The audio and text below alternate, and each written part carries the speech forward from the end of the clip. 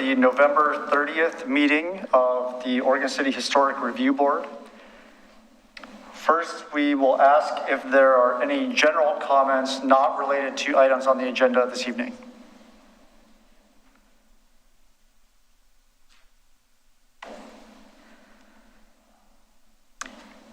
Hearing none, we'll move into the public hearing portion of the agenda.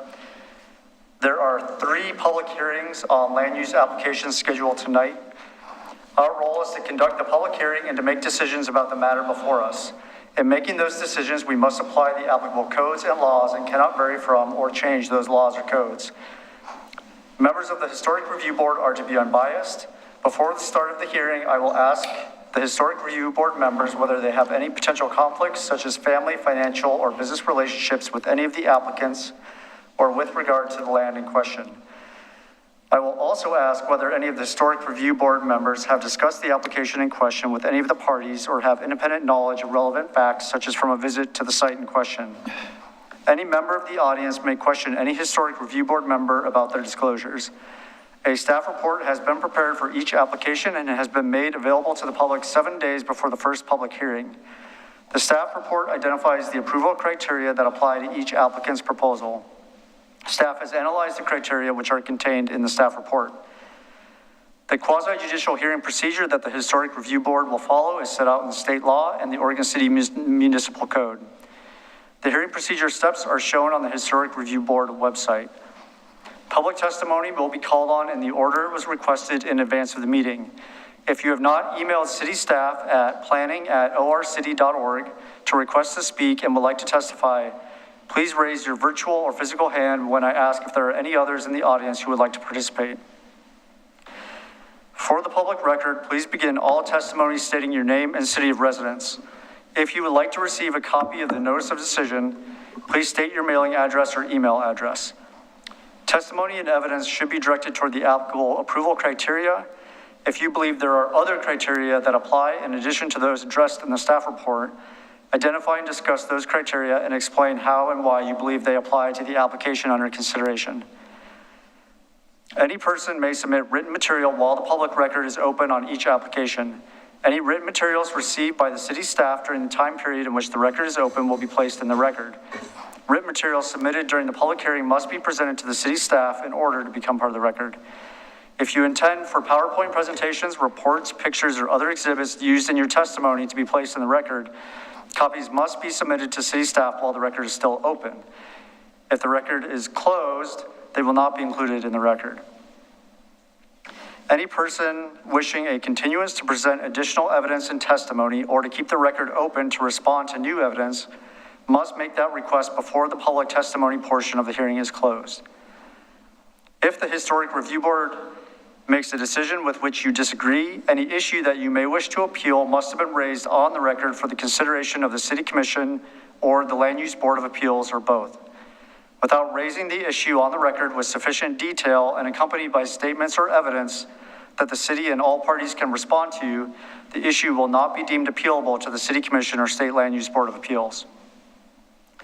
In addition, the failure of an applicant to raise constitutional or other issues relating to the proposed conditions of approval with sufficient detail to allow the local government or its designee to respond to the issue precludes an action for damages in circuit court. Now we will open the record for Oregon City file number GLUA 2152, HR 2120, which is an application to modify HR 2001. I'll now ask each Historic Review Board member if they've had any ex parte contacts, conflicts of interest, bias, or any other statements to declare, and whether they have visited the site and noted any material information. Board Member Stobie. I don't have any ex parte contact or conflicts of interest. I have visited the site and no material information to add. Board Member Egger. I have no conflicts of interest. I have driven by the place, looked at it many times, and done independent research with city planning. Okay. Board Member Ferry. I have no conflicts of interest or ex parte contact. and I have visited the site but have nothing to add. And I also do not have any conflicts of interest and have had no contacts. I have visited the site, but don't have any new information. Does anyone in the audience wish to question any of the Historic Review Board members about these disclosures? Hearing none, we'll now commence with the staff report. All right. Thank you, Chair Blythe. Get this started.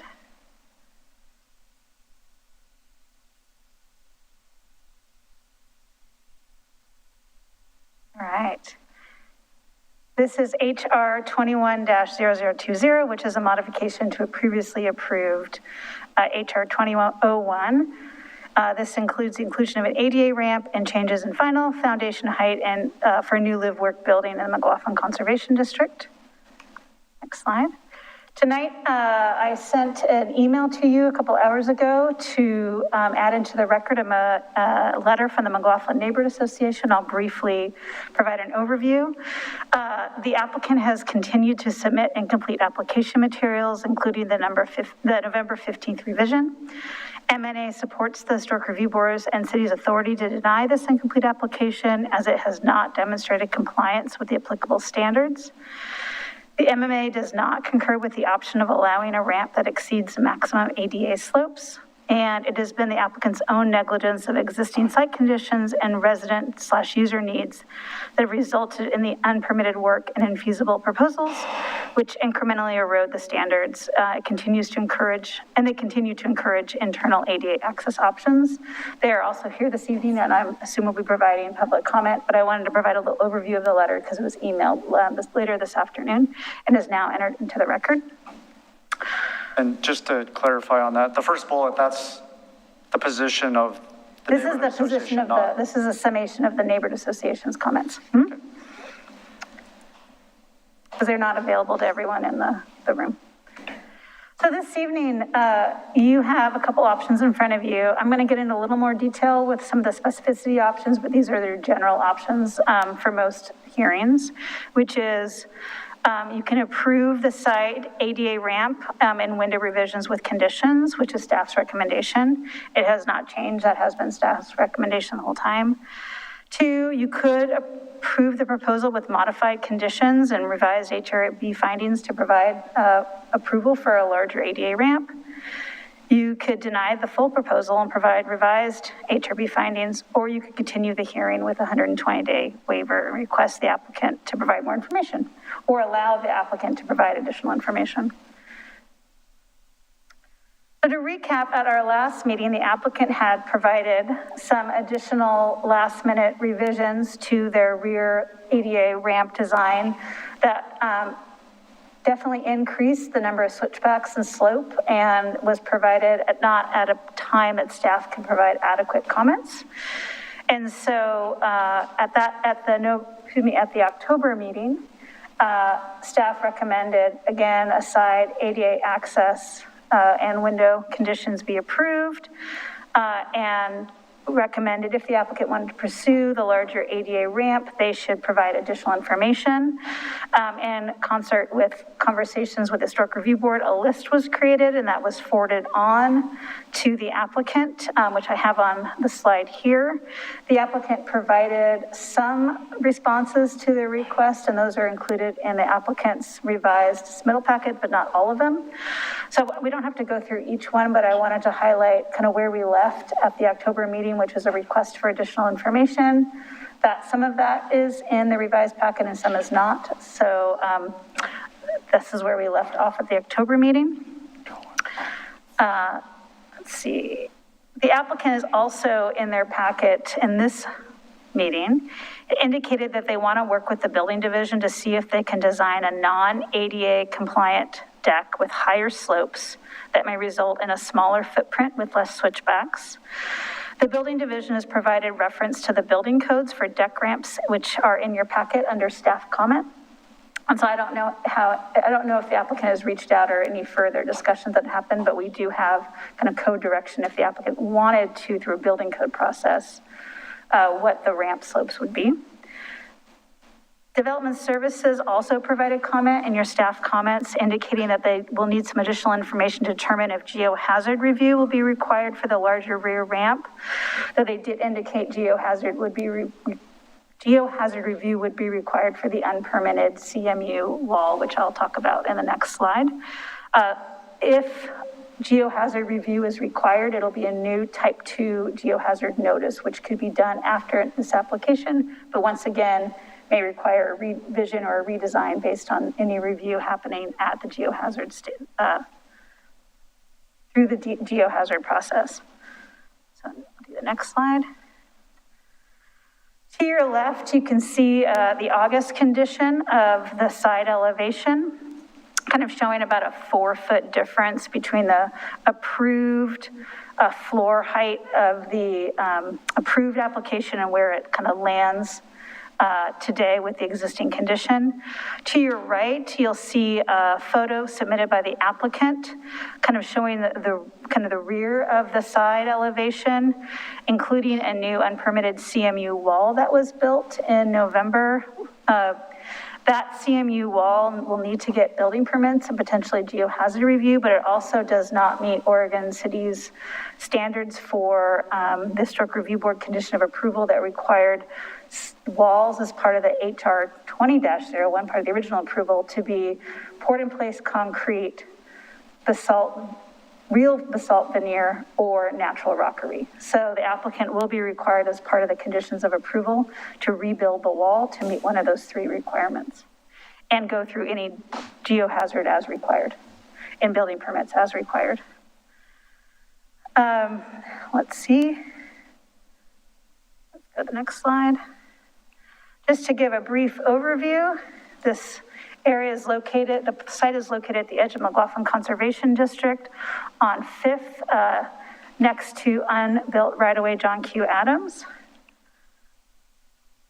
It experiences a pretty dramatic cross slope, which is where you see that low point is kind of where we're at today, which is by trying to minimize cuts and fills, you have a little bit higher elevation where they were planning on sinking the building a little bit lower to have it be an at-grade access to the side door. The zone is MUC, which is mixed-use corridor, which allows live work, which is what they were proposed, which is 1 dwelling unit and a commercial unit on the ground floor, access from the front of the porch. This is a pre-approval Google view shot looking up 5th, seeing the mid-century commercial building, just for context. This, as we are talking in the findings about Foursquare, and remind everybody what a Foursquare looks like. These are examples of traditional Foursquares in the McLoughlin Conservation District. These are larger buildings. So we're looking at approaches that would be appropriate for a larger Foursquare. As you can understand by the word Foursquare, it is definitely a square-like building. And some of the findings in future slides will talk a little bit about this approach of the rear deck kind of stretching out a traditional Foursquare approach. Let's see. So we don't have specific ADA guidelines in the design guidelines for new construction. So what we are looking at is kind of inferring some pieces that are in the design guidelines. So it talks about minimizing development on cross slopes and porches that are not inconsistent with the architectural style and should be secondary in nature.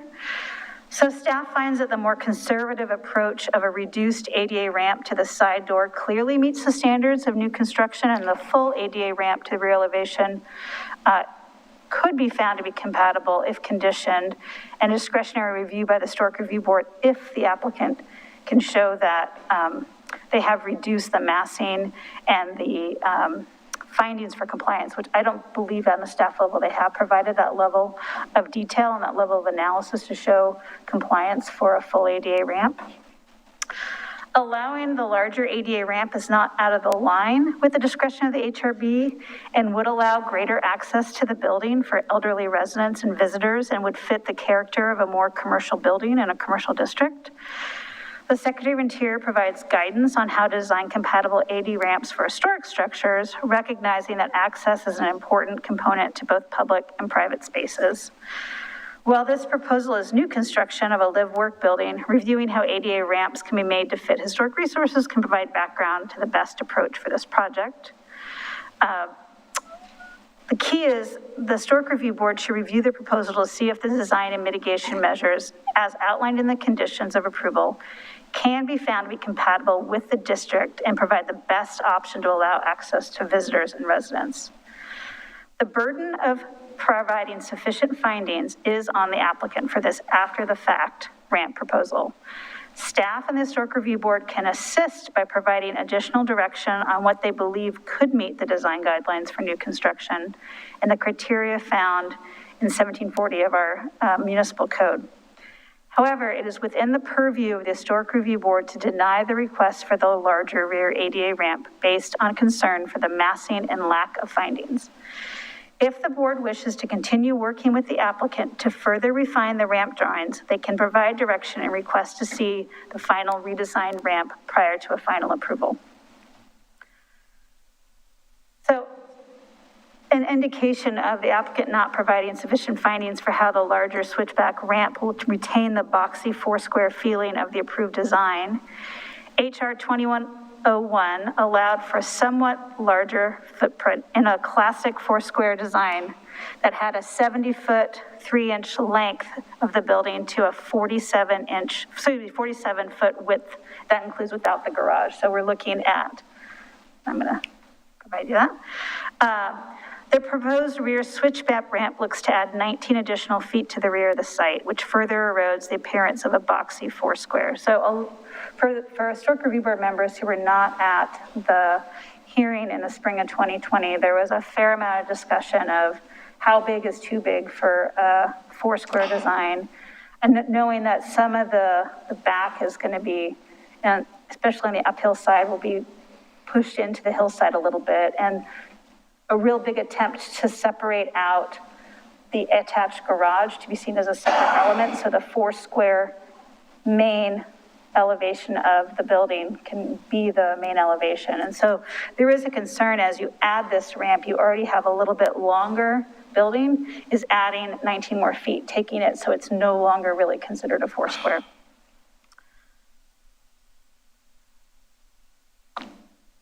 The applicant has provided some additional elevation drawings as requested. So this is showing the side elevation looking up. So this shows the ADA ramp. So to the right, you'll kind of see an elevation style, the switchbacks moving up, and the far right, you'll see the new covered porch, which would attach to it. So I'll kind of go back a bit. You can't see my, where you see the ramp, that shows the ramp. And then would you move your finger down to the attached porch right there? So that's the attached porch, which kind of is built into the ramp structure. Mm-hmm. And you can see that to your right, that covered porch. The next slide, this is the rear elevation showing that covered porch again, and then the switchback ADA ramp. So there was kind of a large discussion and some complicated elevation drawings as there was changes to the window design. And in an effort for this staff report, I've attempted to simplify the conditions. The original historic approval allowed staff to approve changes on the side and rear elevation. And so I do have a recommended revised condition of approval that indicates window 7 and window set 5. So really it's 2 new windows, 1 additional window on 5 and 1 additional window on 7 are allowed on the front elevation. I think they're both proportional and perfectly fine for the four-square elevation. And then secondly, I've added an additional condition of approval that says proposed revisions to the side elevations included in the record for this application will continue to be reviewed and approved by staff per the condition of approval 4 of HR 2001.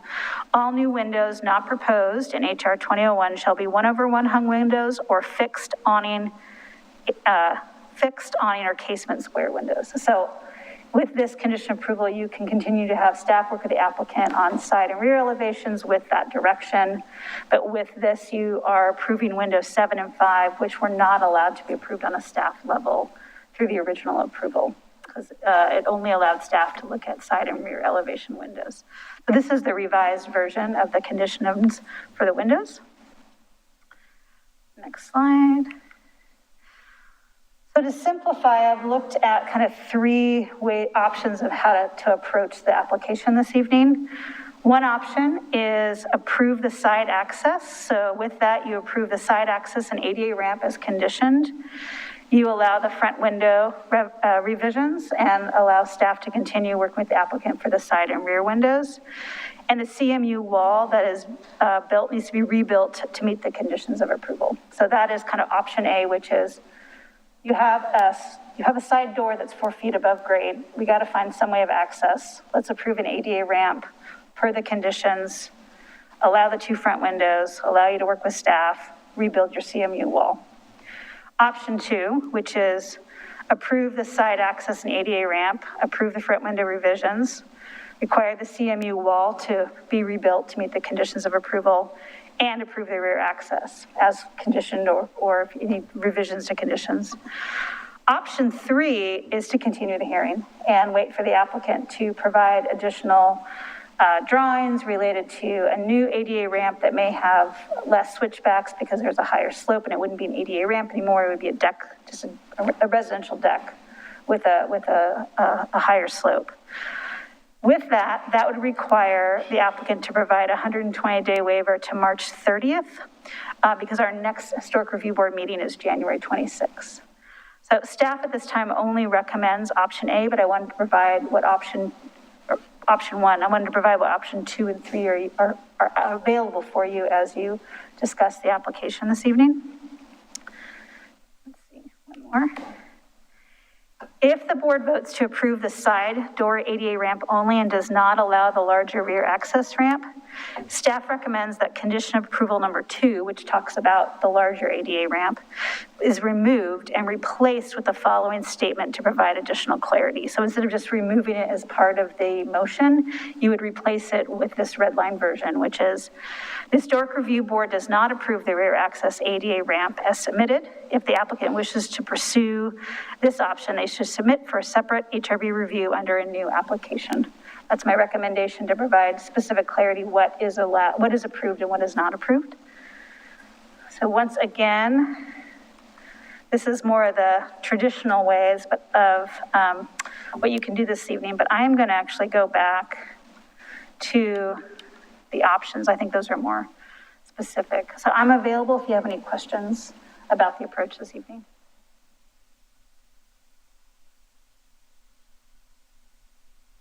Okay.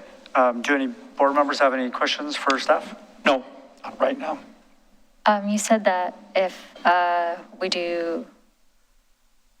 don't allow the rear access on option 3, they can have a steeper ramp. They can come back with a request for a steeper ramp, but that it will not be an ADA ramp, it'll just be a ramp. Correct. Okay. If they came back, it would be a residential sloped deck. Okay, thank you.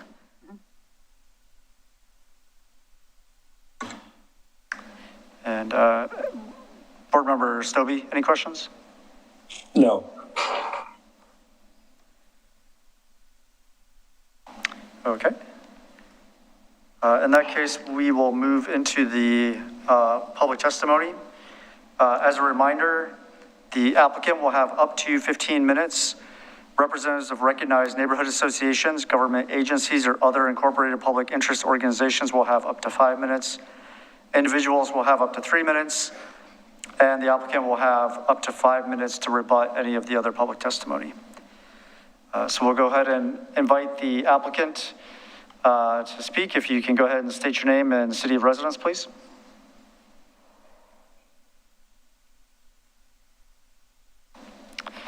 John, I think you're muted there. Can you hear me? Yeah. Okay, so my name is John Delson Engineering. We are not applicant, but we represent the owner and the contractor. I I have a question to the staff. Staff recommended a site access would be approved. My question is how the site access satisfy ADA accessibility standards? Because if you look at the floor plans, you realize that the site access does not lead to the main floor area, which is residential area. Then we have a number of stairs. Stairs are never permitted for ADA access. Therefore, the site access, it's not ADA compliant. That's my understanding. I would like to have explanation how the site access satisfy ADA standards.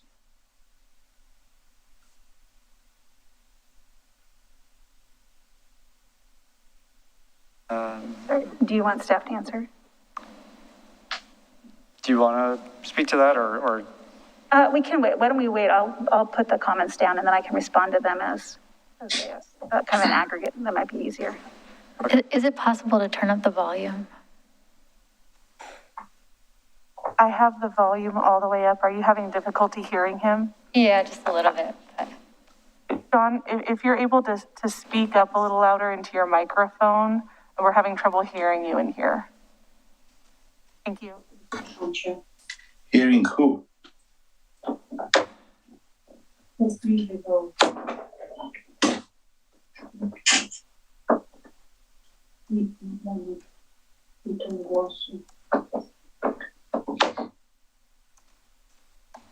Who are we waiting for? So at this time, John, I think you have the opportunity to speak to your application, but it's not the appropriate time to ask staff for questions.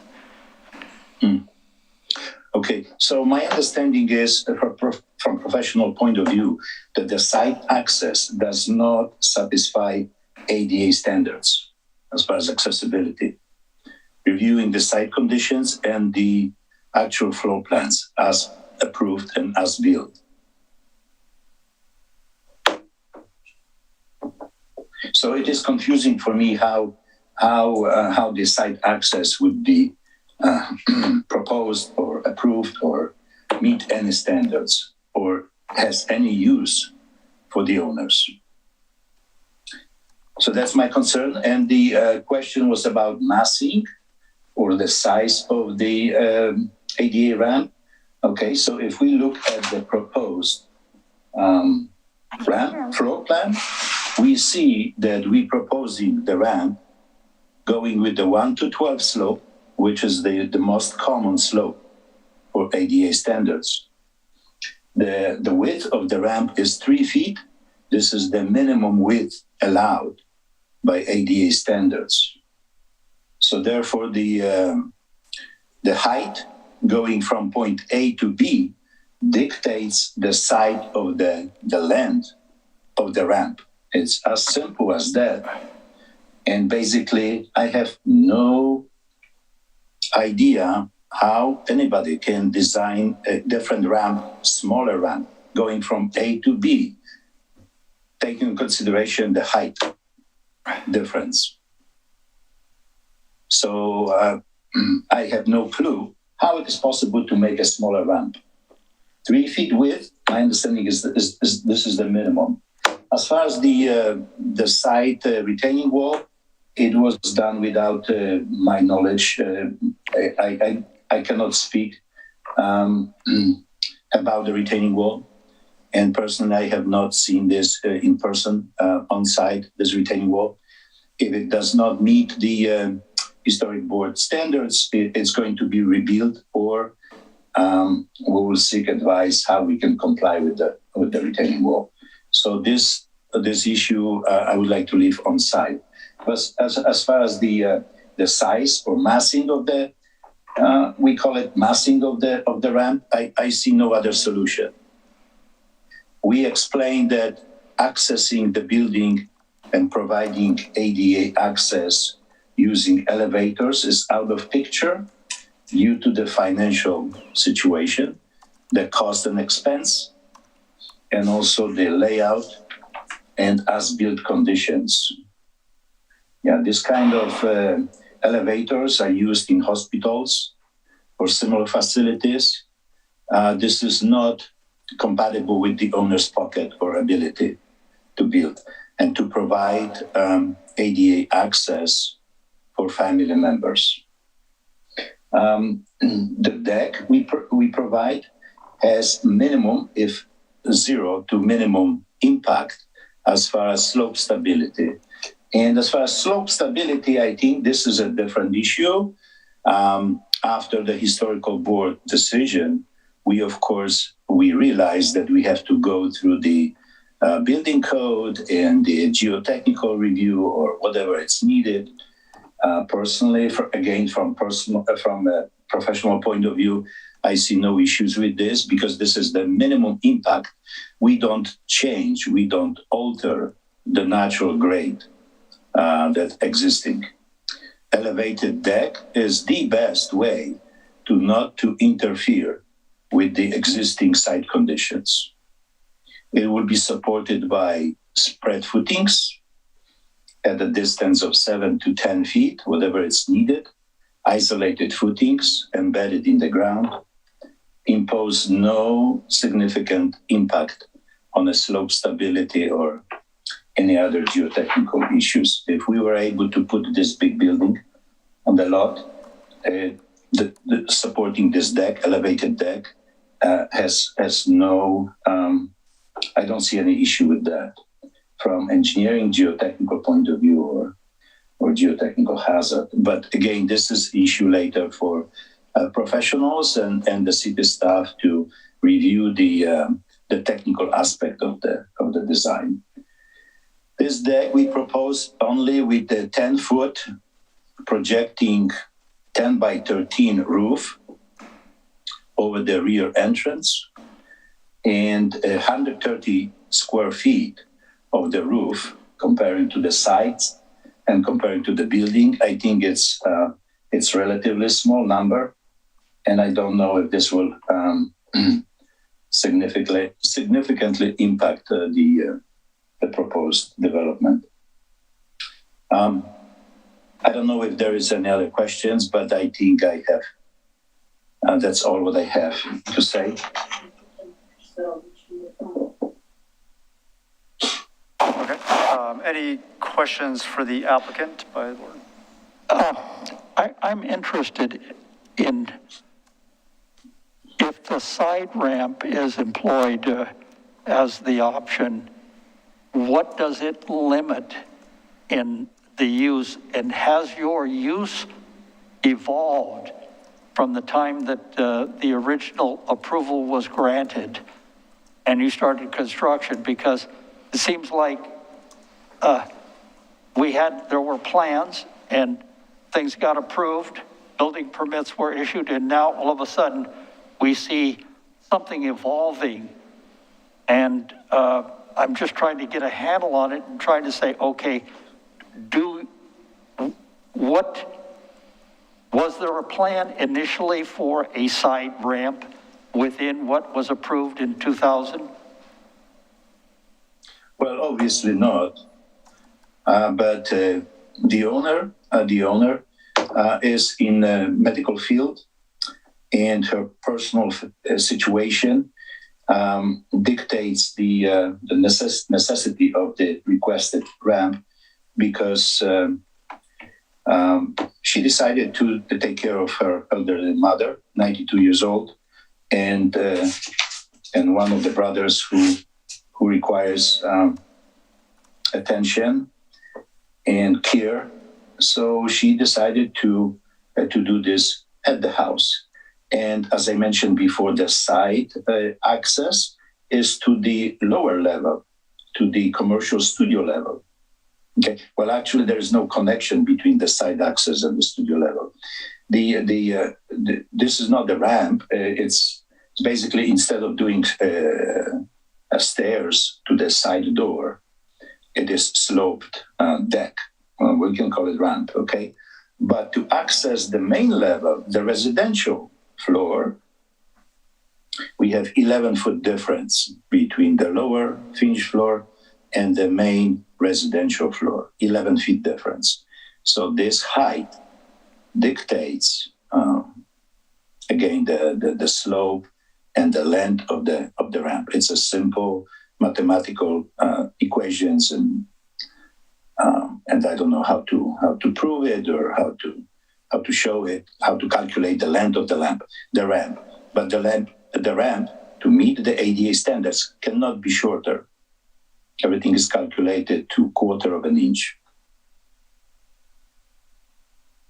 So briefly to answer, it was requested by the owner, and I think it was from the owner, the letter dated September 27, 2021, when she decided to move her mother and brother to this house and provide for them. Does that answer your question? Okay. Any other questions?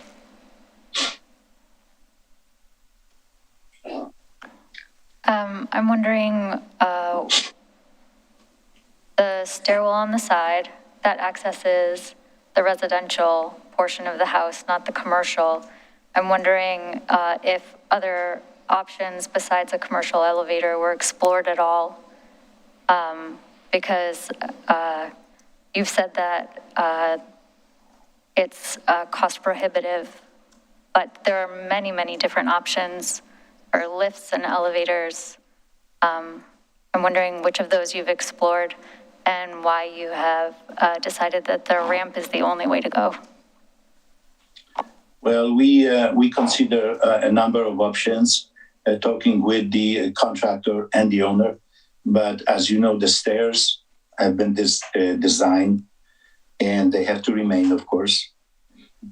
And there is no possibility to fit architecturally, structurally, and from construction point of view, a commercial size elevator. But even if we were able to manage to put commercial size elevator, the cost of it, from what I know, it's between $100,000 to $150,000 for the elevator like that.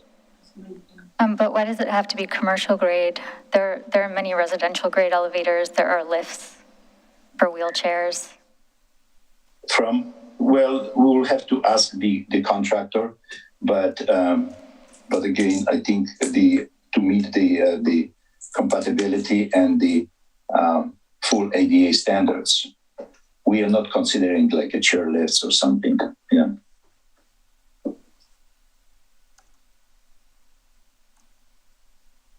So we examined and exhausted any other options, and I guess the contractor as well as the owner gravitates toward the ramp. And we understand that the ramp is large, but it's put on the back of the building, and it's simply invisible from the front of the building. The right side it's occupied by Guild Company. It will be screened with landscaping. On the left side, there is no public access, open access. So we did not see, looking at the location of the building, it's not like a downtown in the historic district when everything around is historic. We are on fringes of historic district. That's my understanding. And none of the neighbors building, including the Guild Mortgage, the buildings across the street, the following buildings, apartments building, meet any of the historic architecture standards. So when we put the ramp on the rear of the building, which is invisible from the front, we didn't realize that this will create such a hassle. If we chose option 3 to deny and then have you come back with a different proposal that has a steeper slope, is that something that you would pursue, a non-ADA access ramp? I did mention this in narrative letter, that the steepest possible slope is 1 to 10. It will reduce on 12 inches horizontal run, 2 inches vertical gain. It's not preferred, and and it will reduce by very small amount. We could neglect actually because from the right side the ramp is 4 feet wide. Okay, so we cannot move to the right, to the left, but it will it will reduce the width of the ramp perhaps by a foot or two on the back of the house, which is again invisible, but provided that 1 to 10 slope will be approved by the staff and can be verified that to meet on the code and standards. This is the only option to quote unquote shrink the ramp, because the ramp is already 3 feet wide on the turns. It cannot be, my understanding is it cannot be less than 3 feet. So I don't see any other option to reduce the size of the ramp. And frankly, talking to the owner and to the contractor, to the builder, I don't see any other solution.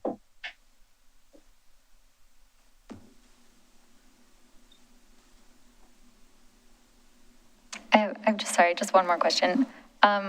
It says in the response under number 4, we have created an ADA ramp which is necessary for the personal and commercial usage of the proposed building. I think that, I don't know a lot about ADA standards, but I think that there are different standards for commercial buildings versus residential buildings. And maybe staff can speak to that, but so would this ramp be to serve a commercial purpose as well as a residential purpose? Well, technically, in this commercial studio, the owner is trying to develop some kind of courses or teach medical-related courses. So without front yard, side yard, those people, for training purposes, they can access the backyard, so to speak, using this ramp. Yes, there is a slight difference between commercial and residential, but I think we have to compromise on this, depending on the staff recommendations and so on. Commercial requirements are a little bit more strict than residential. At this point, we request for a residential application because the whole building is approved under residential code. Mm-hmm. And I thought that there was a complete division between the commercial studio and the residential portion of the house. Yes, unfortunately, this was one of the previous requirements that we started with the commercial code, and then during the permit process, it has been switched to residential code. Okay, thank you. Yeah. Board Member Stobie, any questions? No, she asked all the ones that I was going to. So thanks. Okay. And then just a couple of questions from me. One thing that kind of strikes me, and I'm not an expert in ADA codes, so I can't speak to it, but for someone who's, with limited mobility that would need to use this ramp in the first place, just the length required of this ramp, I don't dispute your calculations that this is what's required to meet the grade requirements, but the length and the total elevation gain to that floor seems like it might be so exhausting that it wouldn't really be an effective solution anyway. Are there recommendations or best practices that you're aware of in what the total length of an ADA ramp should be? Yeah, there is no recommendations like this or requirements. This proposal meets all the standards, ADA standards. Between the switches, between the landings, there are some limits, okay? And we meet with this layout, we meet all the limits. I believe the horizontal run is maximum 30 feet from landing to landing. That's how the ramp is limited. This is the only limitation. Okay, and in your professional opinion as the engineer for this structure, it strikes me as sort of unusual that you would design it in a way that would require ADA access to the second floor of a multi-story building. Can you speak to, whether that you consider that to be normal or abnormal or a best practice for designing a structure like this? Well, as you notice, we started without this idea, but as it was expressed by the owner, taking consideration her family situation and her profession, and it was again expressed in September of 2021. How we can do it, what we can do, if she wants to provide the care for the family. Okay, so she mentioned her family situation and the practical need, and what can we do the most cost effective, and again to meet all the standards and code regulations. And well, it was verified by cost calculations by the contractor that this would be the best, the most cost effective solution. So at the first glance, we did not even realize that would impact a historical review, because the ramp, the deck is fully screened by the wall, by the landscaping on the right side. It's not exposed to the public, and the ramp is on the back of the property, visible only by one neighbor. I've been many times on the job site, but looking around, and I did not notice that there is one neighbor behind. The neighbor house, my understanding is, does not meet any historical standards. But anyway, this will be the ramp will be visible by one rear side neighbor. That was my understanding. So. I come from Europe. The historical standards are dramatically different. Anything above 400 years old is considered to be historical, but the jurisdictions are very flexible as far as ADA standard compliance and so on, because depends on the purpose of the building and so on. So and the location of the building and the age of the building, things like that. So they were different regulations, different standards. So frankly, it didn't open to me that this will even trigger any of those issues if we put something on the back of the property. And of course, because of the slope and so on. Very aggressive slope, we cannot put like a concrete access, a bunch of retaining walls or any of those things. Lightweight deck. This is called a pervious area. I will not impact the existing soil conditions or anything. It's a lightweight, supported on the spread footings, and it will be used basically in kind of emergency, actually. It's not like planned on everyday use, going back and forth, The stairs, of course, it's necessary, and the stair will be used 95% of the time or 98% of the time. But should situation exist that requires exit using the ramp, that's why the owner going to the expense of doing something like this.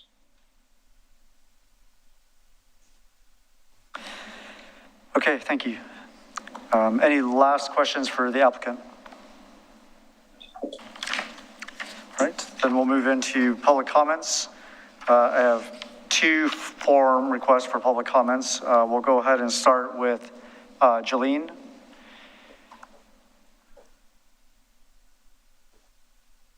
The one with the microphone there, yeah. If you can, state your name, place of residence, and then try to speak into the mic so everyone online can hear you as well. Great. I guess we can hear it. So my name is Jolene Maudlin, and I'm a resident of the McLoughlin neighborhood. So I love that we've been doing this for about a year, and I think that what Paul was saying is that this has evolved in some ways. And I'm kind of thinking the same. Right after our last meeting, I walked over to the house and I was talking to the main contractor. And these are some of the things that he commented about. I asked him, what is this building? What's the downstairs going to be built? And he says, oh, well, it's a foster care facility. And I said, is it for youth or for elderly? And he says, it could be for either. And I said, oh, so can you explain kind of what the different rooms and stuff? And he described that over the garage was going to be a sitting porch enclosed for residents to be able to stay up there. And he talked about the back being kind of like, well, like a smoking porch for the staff to be back there. Everything that we indicated was very much a commercial situation. And we just kind of chatted about it, in the neighborhood. Thought, well, I'll come back. So I went back 2 other times and talked to different people that were there. The same story kept coming back that, oh no, this is going to be a foster care facility. And so I think that the story that we're being told is a really interesting story, but I think it has evolved over time from being a residential place that we all believed that it was going to be. Other things they talked about was, it's going to be a residential place, there's staff quarters inside with offices. I said, is there a family place for the family to live? No, there's this big commercial kitchen. Okay, so that's great. The ramp and stuff is an emergency exit, or that's for the non-ambulatory residents that are going to be there. So it's a very interesting conversation that we're having. And I just wanted to double check, because last month when we were here and we're talking about the ramp, we're talking about the windows, we're talking about all those, I wanted to see this for myself and just be able to tell what was kind of going on. 3 different people that are working on the building are telling me the same story, and nobody said that the family was living there. Actually, what was said at one point was that the kitchen was not designed for a family, and that maybe it kept or sold at some point, because it just, the owner was going to either keep it or sell it or something. There was never any conversation, yes, we're designing this for her family, or we're designing this for a family to live here. This is great, it's a commercial residence, is the story that the workers are all talking about. What I do have concerns, because we talked last time about the windows went in. They're not the same windows that we're required to put in. Those white windows that go around everything, these are metal windows. These are the black trimmed windows. They don't match anything that matches in the neighborhood. All the rest of us are required to put in the white windows, and we have to go to a quite expense to be able to replace a window when it goes out or it comes back in, that we have to put in the white trimmed windows. Sometimes they look like the wood windows, Anderson or something, or we go down to Renew and be able to put in those sliding windows that go up and down. Very specific rules that we have to have. And here they have blatantly done the exact thing that everybody would love to do because it sure is cheaper. And so all their windows are non-historic looking windows. And then the ramp and stuff, my concern is just, making sure that we have to extend that retaining wall back there, that we're not hitting into the roots of those trees that are back there. We have a couple 150-foot trees. We've been talking with the historic preservation of the forestry that's around there, and they should just be careful, because those tree roots that are there, you damage those and the trees are going to come down. Going downhill. I think you're at your 3 minutes. Thank you. Okay, so thank you very much, and that's my concerns that I have after having the last meeting. All right, thank you.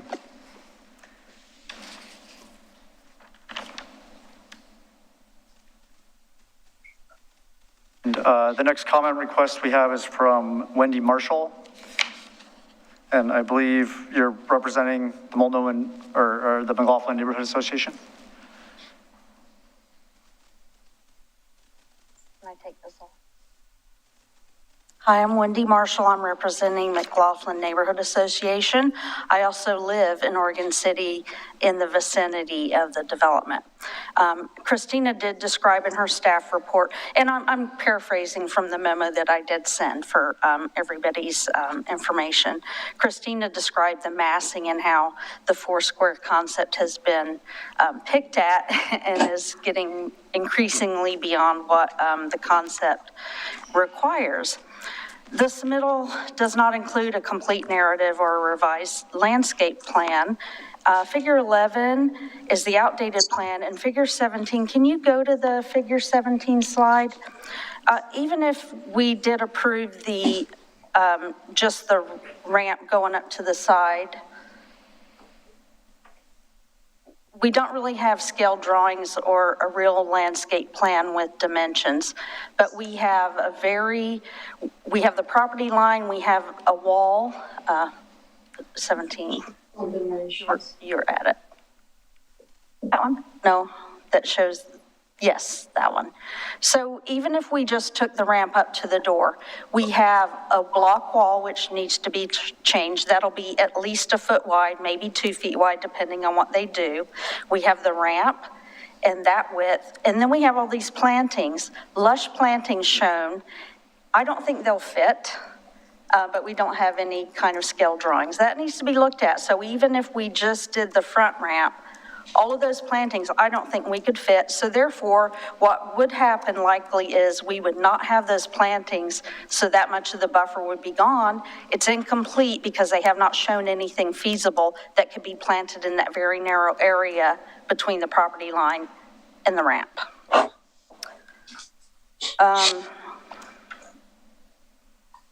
We don't concur, M&A does not concur with the option of allowing a steeper ramp. ADA requirement for slope is the 12-to-1, not the 10-to-1 for any use, commercial or residential. And it's not a feasible ramp to go to the back. It's, I believe, in my old memo, the second one, was like 230 feet. It's got 2 turns. It's got minimal width, 3 feet, and then the handrail is within that, I believe, so it's even narrower. And then there are 4 hairpin turns, and it's not covered until you get to the porch.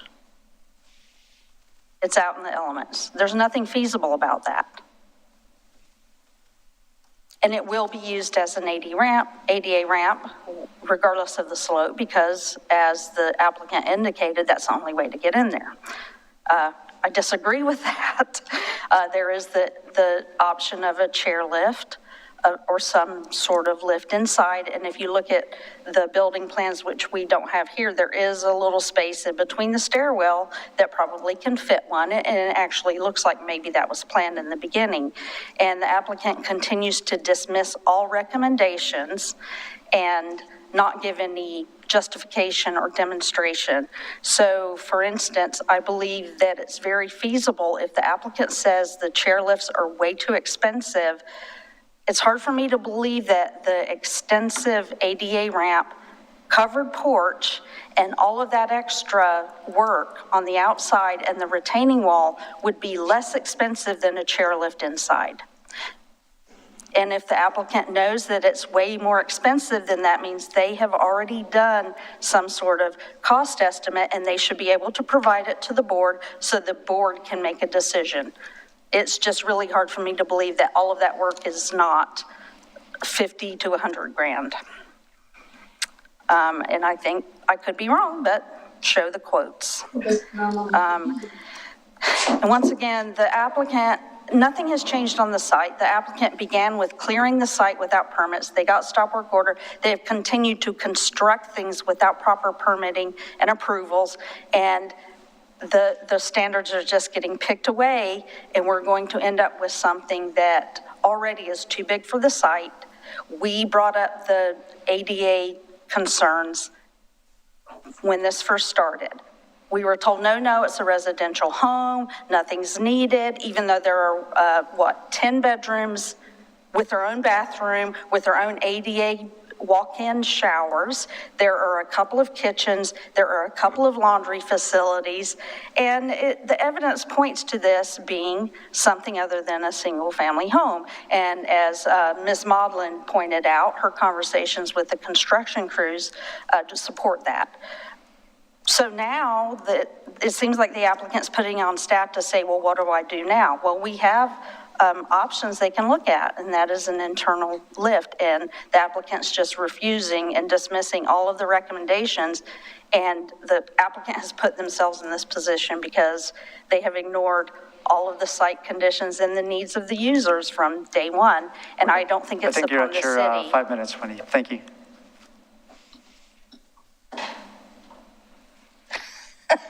It says I have some more time.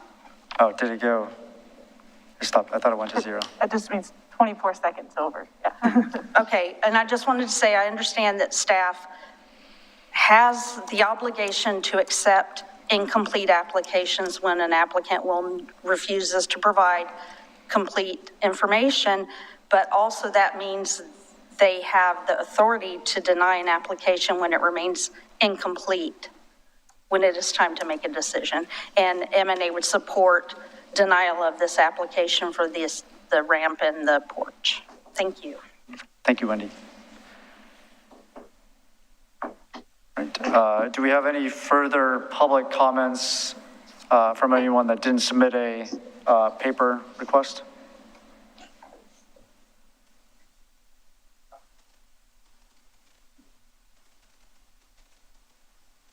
All right, hearing none, then we'll go back to the applicant. John, you have up to 5 minutes if you'd like to rebut any of the public comments that we just heard.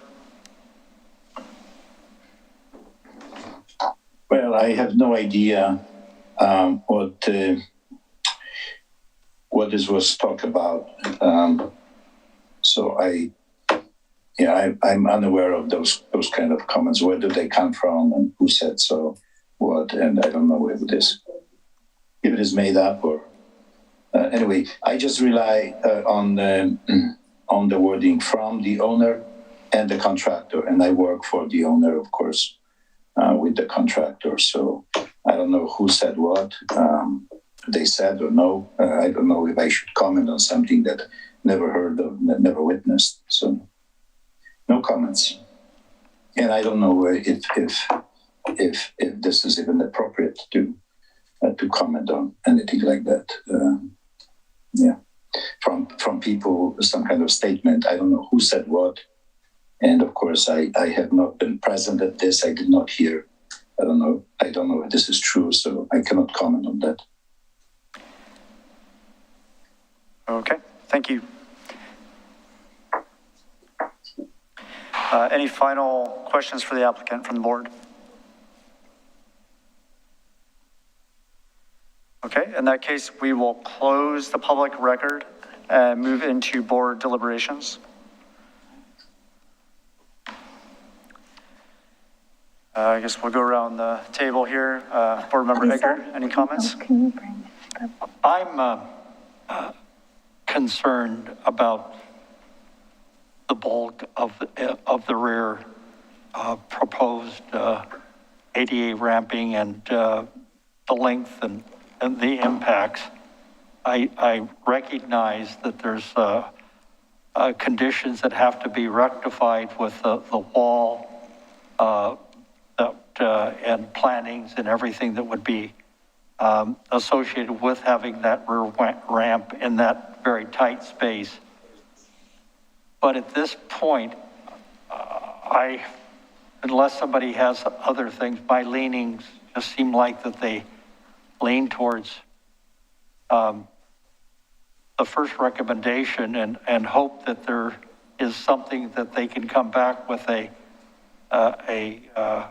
and we grant 120 days to them if they choose to do so, to come back with something. I have to believe that there is a way for a side ramp to be engineered into the property that would be ADA compliant and practical. And I hope that I just perceive the rear one as something that, as a senior, I don't think I would ever want to be able to go through that number of hairpins and that length and try to figure out how to navigate that under an emergency conditions. I just find what is being proposed there is beyond my imagination of being acceptable. And anyway, that's just my opinion, but I look at it and I would hope that they could come up with something that is acceptable. And I just look at coming through a side ramp as something that could be and should be re-looked at. They've spent a lot of money, and it may be equally more advantageous to spend some money trying to figure out how to make that work. Thank you. All right, thanks, Board Member Edgar. Before we keep moving around the board, I saw that Ms. Richter is on the call. Could you maybe speak to, I think the board likely, is supportive of there being ADA access to the building and that, but if we find that the proposed application, the massing is not compatible with the historic standards, how we're supposed to weigh the precedents? Are there any special requirements in this case different from a normal application where, in the way that we should consider this? I'm not sure if that question is clear or not, but. Well, let me try to offer some insight. First off, the historic districts ought to encourage ADA access. And so I think that the idea of having access, accessible buildings is a good thing and something that is certainly authorized by the design guidelines. That said, you don't get any type of ADA access that you might want. I think that the board's line of questioning with respect to exhaustion of alternatives is an important one and helpful. I think that denying this ramp proposal with findings that the applicant failed to provide adequate documentation of exhaustion of alternatives would be appropriate and would not violate the ADA. This applicant has sort of said that the commercial elevator is cost prohibitive, but sort of all the alternatives in between. So I think, does that answer your question, Chair Blythe? It does. Very helpful. Thank you. Keep going around the board here. Board Member Ferry, any comments?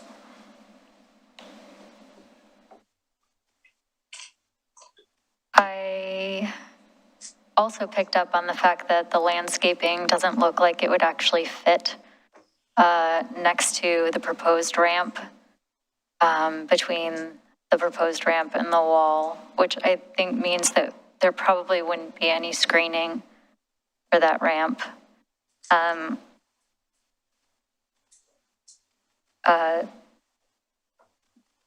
I think this ramp is very visible from 5th Street as you're going up.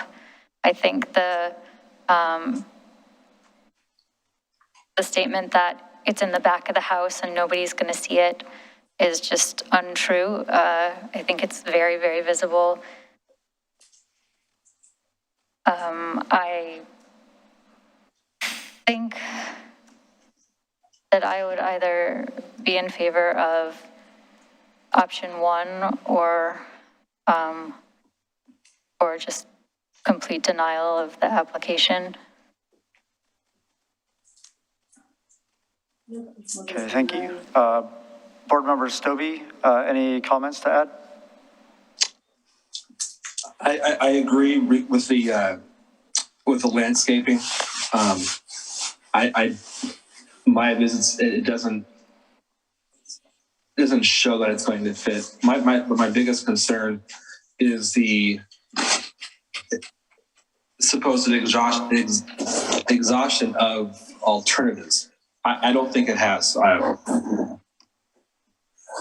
The applicant or the engineer said that they have exhausted, but when asked the question about residential lifts or elevators, I believe he said that they had not explored it. So I don't believe they still have options. If they have gone through them, they would have quotes, they would have numbers to compare. I'm in favor of denying this application for those reasons.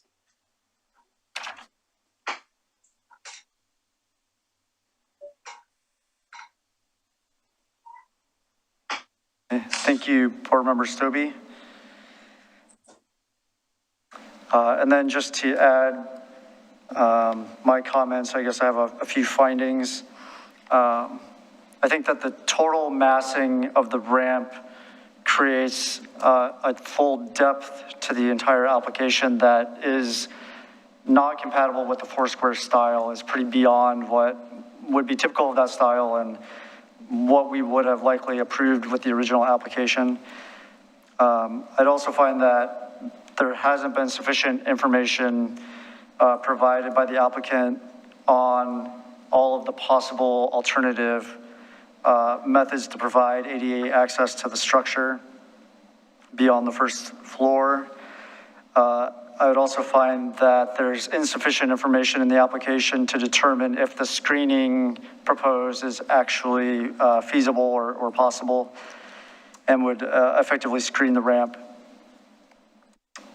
So I would be in favor of either option one or denying the application as well. I guess I would additionally add on the topic of the windows that the windows are certainly not egregious, but the number of windows that we're adding is kind of in total moving the structure away from what would look like a residential Foursquare structure. If you compare it to the, example, historic Foursquare buildings that we looked at, the number of windows now on this application is quite beyond that, and so kind of moves further and further away from the Foursquare style. So I find that a little bit concerning as well, but still probably within the realm of acceptability.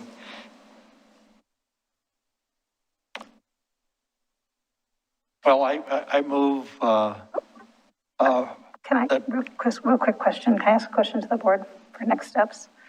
If the motion is to deny this application, I think you need to give direction on the windows, the wall, and then what do you recommend, like a small little side porch with steps? I mean, you still have a side door that's 4 feet above grade, so there has to be something. So if it's not the ramp, is it just a condition that directs the applicant to build,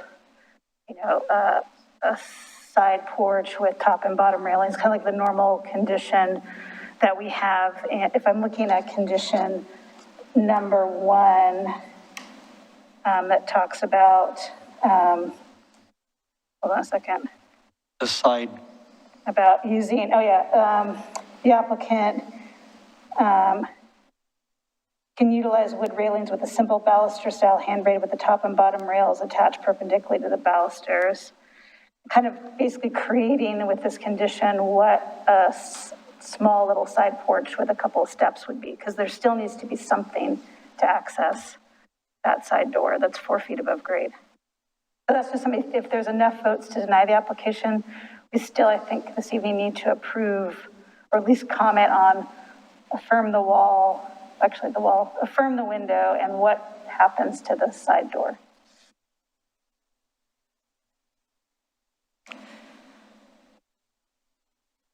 Christine, in the dialogue that you've just used, are you, if we were to go with option number 1, where we allow and recommend a side ADA approach, we're still in compliance with allowing and recommending ADA's access. But we get into the windows, and what Grant brought up, I'm inclined to believe that there is excess windows, much like what he stated. And I think that this should be in compliance or have some relevance to Foursquare imagery. And right now it does not. And that concerns me. And then having all of the additional porches, as we try to create porches, what porch should there be that you're, and where? Right, if you look at, I'm looking at the photo of a kind of a traditional four-square, just a very small, uncovered, most likely covered side porch that goes down to enough steps that get you to grade. And the porch is, 3 to 4 feet deep. It's what you would normally have on a larger four-square where the side door was above grade. And these two homes are a perfect example where the back end they don't have an at-grade back side door. It is slightly up and they need to get access through a side porch. So that's a very traditional way to approach a four-square that has a much taller foundation height or a foundation height that might drop in the back. To me, that would be the default answer if applicant came to me to approve something when the grade was off. I think with this situation is if the applicant is providing the steps and then there is no ADA access even into the house. So I think that's, on our staff recommendation is they can't provide internal ADA access if they can't get to the house through ADA. So that's the recommendation that staff had for option 1. Could a side porch facilitate a chair lift easier? I don't know enough details about that to provide that. I would sure love to see them. I agree that I don't think that all of the options have truly been explored. With what is being proposed, and I would love to see if they come back, and I'm sure that they would, that they would come back with maybe less windows, and really some engineering that would authenticate a position, but maybe some independent review of what's there to say, are there other options maybe that this particular engineer or designer has not looked at? I just believe there's got to be some options right now at this state of the building that they can't do something to provide greater access and for handicapped people to coming in and out.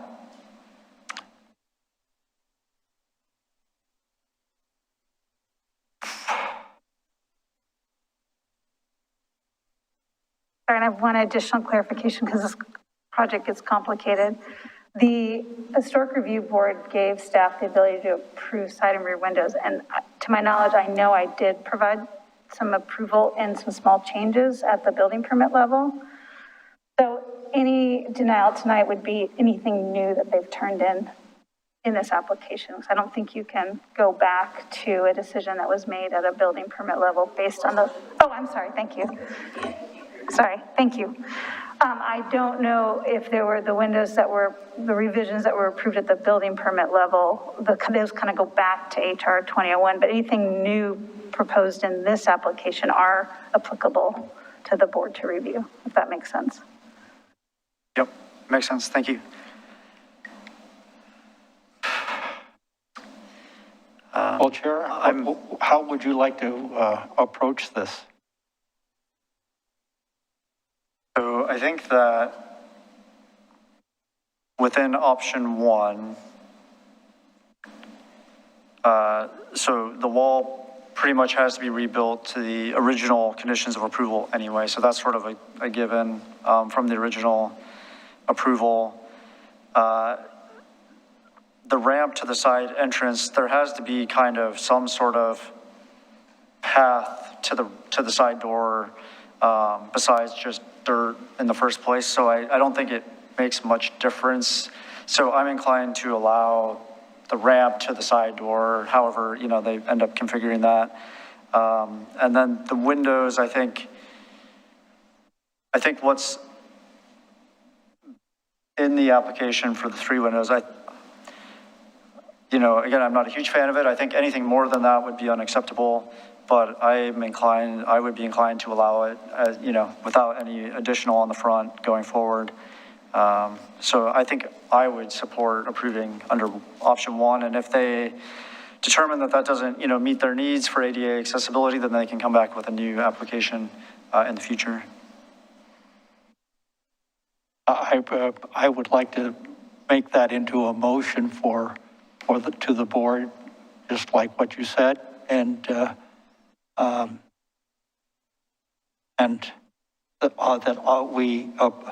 we recommend, or a motion to approve option number 1 with side access, window revisions, wall being rebuilt, and side access ADA ramp design that we would leave to staff.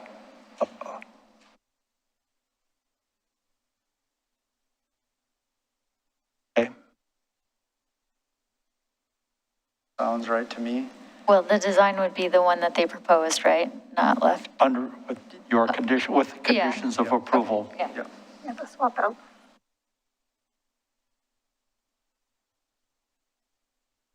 Oh, I second that.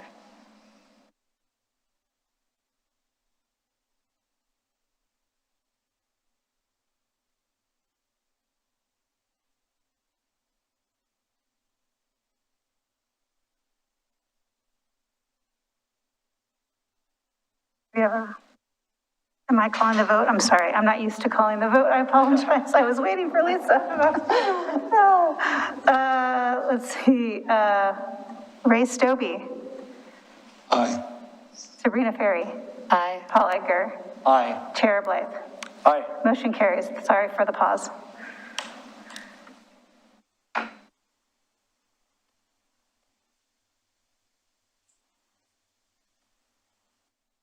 Okay, the application is approved with option 1 and the described conditions of approval.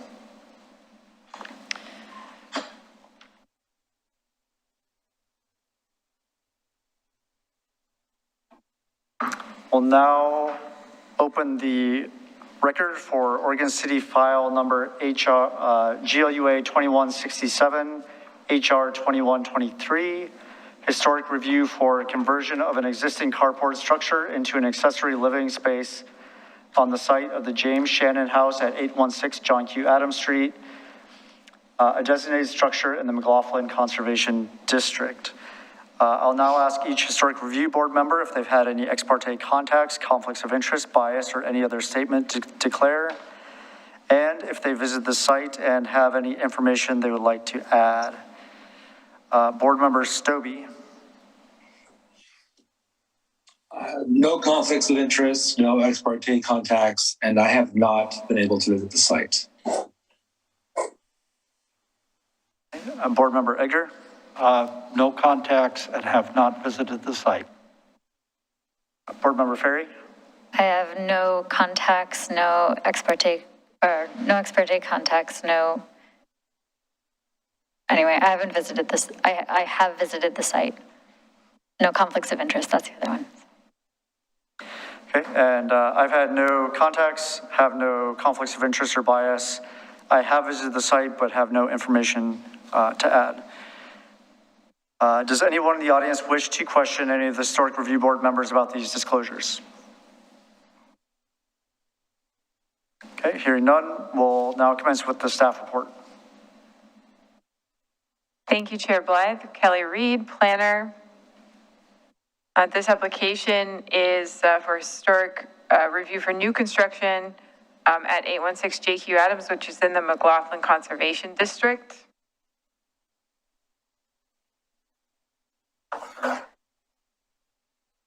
Thanks, Lisa. So this site is on JQ Adams between 8th and 9th Streets. It's about a 6,600 square foot lot. And the James Shannon House is a 1908 vernacular. As you can see in the aerial photo, there are two other accessory structures on the site. There is a carport and a smaller single car garage or shed right next to it. And they're both placed at an angle, not at a right angle to the lot lines. The larger structure, the carport, was built in 1995. The previous owner went through a historic review in 1995 for that structure and received approval from the board to build the carport. And you can kind of see the corner of it in the photo. There's a gravel alley next to the property that kind of leads into the backyard area. And you can see the edge of the carport sticking out from behind the vegetation there in that photo. And so there's the site plan. Just a note that the smaller accessory structure, the garage, is built over the property line. It's not clear when that was built or with what authority, but it's pretty common in McLoughlin to have properties built at the property line, over the property line, within alleyways. And so, that's an existing condition that's not really under review tonight. What we're talking about is just the conversion of this carport structure. So the proposal here that you're reviewing is for a conversion of this carport structure to a living space. So it would be, 4 walls would be added, and then it would be remodeled or built on the interior as living space. So the applicant also proposes to add a bit of a front porch on the front and side of the structure, and a little bit of a deck on the side and the rear, as shown in these renderings. The footprint of the structure is about 480 square feet. So the footprint, the height, the basic form of the structure would not be modified. It's just the walls and kind of design elements, including the porch, that would be added to the structure. You can see there will be 2 levels within the building.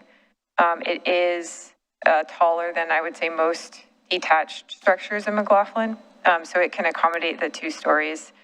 Although the floor heights are a little bit smaller than you would probably find in a primary dwelling. So the decision criteria here includes the design guidelines, of course, for accessory structures, materials, and design composition. And also, for the board to consider is what's the impact of the proposed construction on the designated structure, the James Shannon House. And because it's in the district, what is the impact on the McLoughlin Conservation District? So some of the design details here, the building footprint and height not proposed to change. There is a side entry that's proposed, so that what you're seeing in that rendering view is kind of the front that faces the gravel alley, which will have the vegetated kind of integrated planter into the front porch. And then the entryway is there on the side with French doors. Double hung windows are proposed, and those are kind of reminiscent of the window designs on the historic home. There are a few slider windows that are proposed, and I've recommended a condition of approval to change those to one of the approved window types.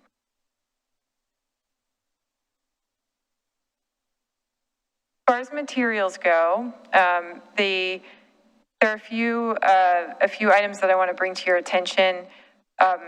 Composite decking material is proposed for the porches. So you can see there the side porch decking, and then on the rear, there's some decking and then also some material that would actually go on the facade of the building, on the rear facade. So we do have an HRB policy for composite decking material. And when it's used on a non-historic building like this, and it's on the side or the rear, That would meet HRB policies. What the policy doesn't really cover is it being used as a siding material, as it is kind of with these vertical pieces on the back of the structure. So, that's kind of where your review is needed. And my recommendation is that the impact of that, while it's not typical and it's unique, and it would be more visible being on the facade rather than kind of at the ground level, that the impact on the historic home is negligible. It's on the rear and it won't be visible from the street or even from most other properties. The siding on the structure is proposed to be a LP board, which is a fiber cement type material. And the drawings that the applicant gave us appeared to have the texture, kind of the artificial texture, wood texture on it. And so I recommend a condition of approval for smooth version of that, which is available. Or it is a product that is available. So my staff recommendation is approval with a few conditions, including the slider windows, the siding, and some other standard conditions. I'll add the number 4 condition of approval there about walkways. I think that the applicant has sent some additional correspondence that clarified that no new walkways are proposed, so that condition will likely be, it won't be relevant, but I think it's okay to keep it in there just in case. Doesn't hurt. So I'm available to answer any questions. All right, thank you. Any questions for staff from the board?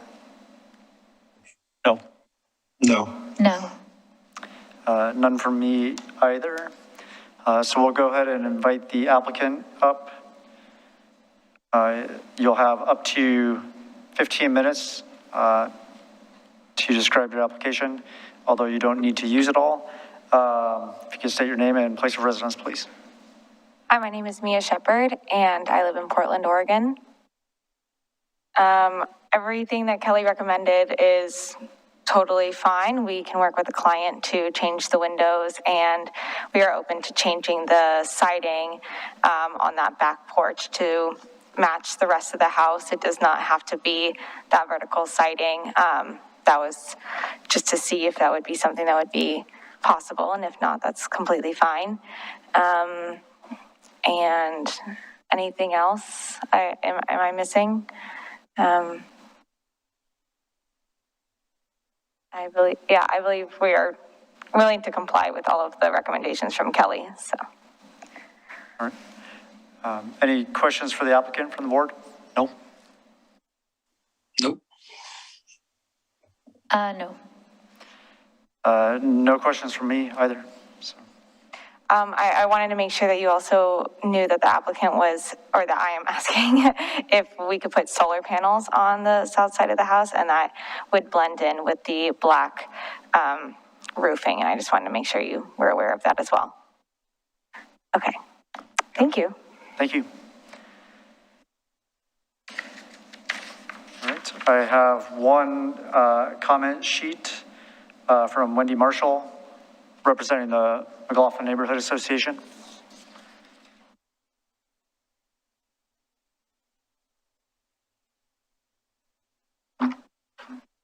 Hi, Wendy Marshall, representing McLoughlin Neighborhood Association, also a resident of Oregon City.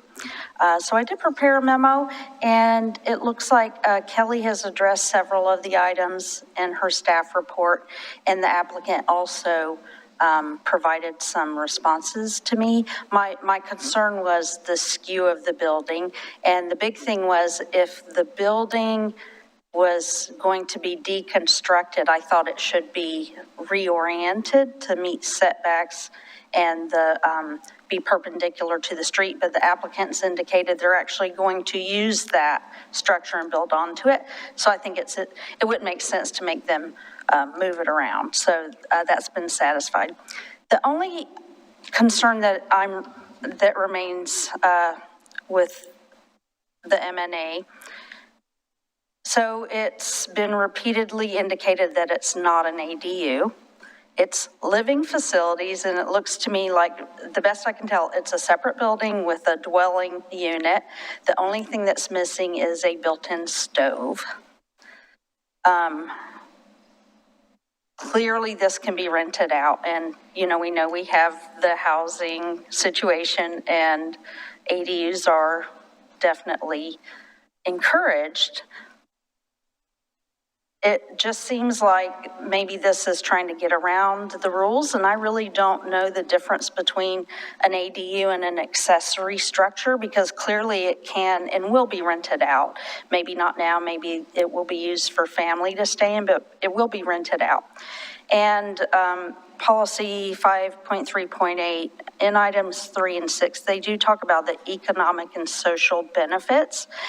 And even though I believe constructing dwelling units the way we are doing to match and to look like, this looks good, it's going to match, and I think it'll look good, but I don't think it's adding social or economic benefit to the district by creating something that will certainly be an illegal dwelling unit or illegally rented under the radar. Because, cooktops in Europe and other countries, that's what they have. They have cooktops that you just plug in, and they've come up with ones that are, and air fryers and things like that. You can have a full kitchen with cooking facilities without having a built-in stove. So I would kind of like to know, what are the differences? Are there more fees such as SDCs that the city will miss out on because it's not considered an ADU? Then where's the economic benefit to the city? So that is my only concern, is that looking to the future on how this will definitely be a rental unit, and to fill up the district with units that can't be rented forthright and above board, that doesn't seem like a benefit to the district. That's all I have. Thank you. Okay, thank you, Wendy. Any other public comments that we didn't receive cards for?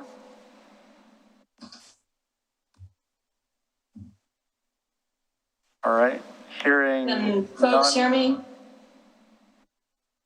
I'm sorry, is it appropriate for, I'm actually the applicant that Mia is representing? Sorry, I wasn't able to quite make that out. I am the applicant that Mia was representing, Lissa Adams. I'll be living in that Yes, unit. so we're going to go back to the applicant, either your representative here in person, or you can speak for up to 5 minutes to rebut any of those public comments. Before we go into that, the one thing I will say is that this board will limit our review to the historic review criteria in the design guidelines. There may be other permit issues that might impact the structure outside the purview of the historic review board process, but we wouldn't consider those on this board. So I'll go ahead and invite the applicant, whether you'd like to come back up here in person, or Lisa, if you'd like to speak through the Zoom call here. Yes, thank you so much for listening. I just wanted to address Wendy's concern and assure her that this is not out. This is going to be my personal, this is where I'm going to live there. I will live on her property, and my dear friend, Amy Wilson, bought this property several months ago, back in August, I believe.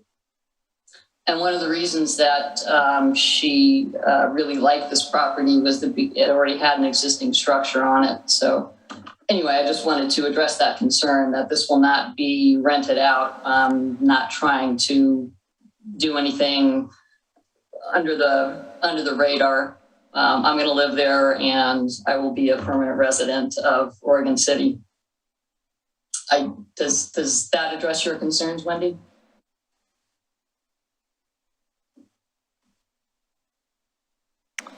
Okay, thank you. Thank you. All right, in that case, with no further public comments, we'll go ahead and close the record on this application and move into board deliberations. We'll just start going around the board here. Board Member Edgar. Thank you. I think it's, I find it difficult to find anything that I can really comment on it that would be in violation of our code. I think it's, the design looks good. I just, if anything, I find that the garage, that's the existing garage that's not part of this, that's sitting out into the alleyway. I wish that there was some way that it could disappear as part of this, but I don't know that it's not part of what we're considering. Anyway, thank you. Thanks, Paul. Board Member Ferry.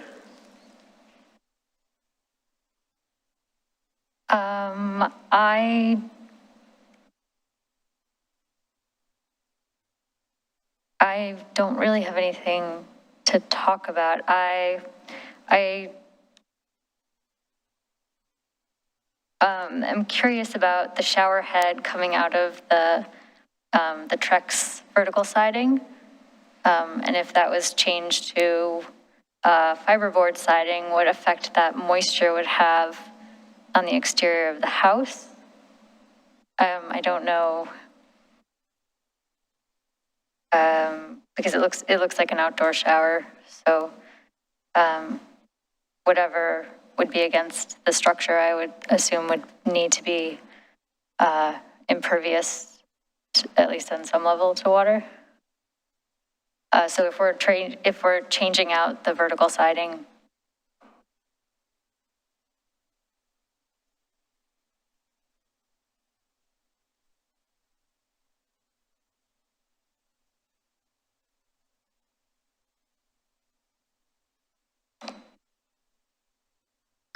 So I think staff's recommended conditions of approval don't do include. not include changing it. They're leaving it as the vertical. I understand, but the applicant stated that they could change it out if Right. I agree with that.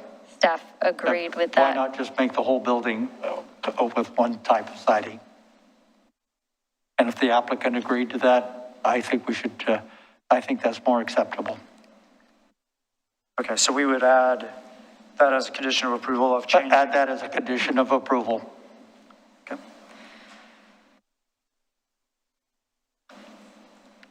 Board Member Stobie, anything to add? Like the others, I can't find anything to really talk about. I mean, the applicant's open to the conditions of approval. Can't get really any easier than that. You know, sorry, Ray. No, go ahead. I don't think I was saying that we should make it a single siding. I think I was saying that there might be a reason for that vertical siding.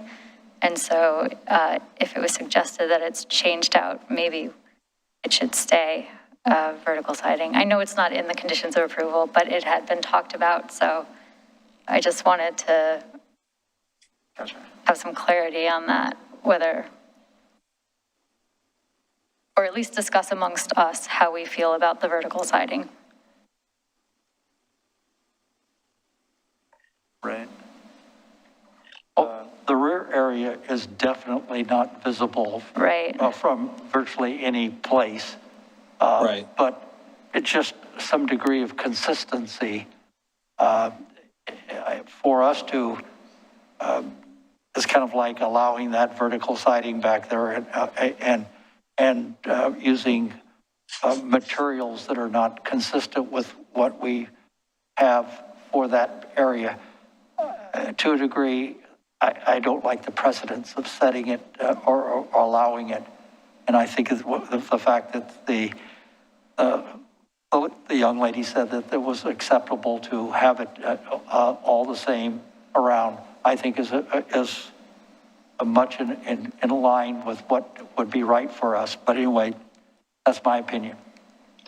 If it were on a side of the house that was visible, would that be a stronger opinion though, Paul? Because with it being on the rear and not being visible, there hasn't been a precedent set for that lack of consistency, I guess.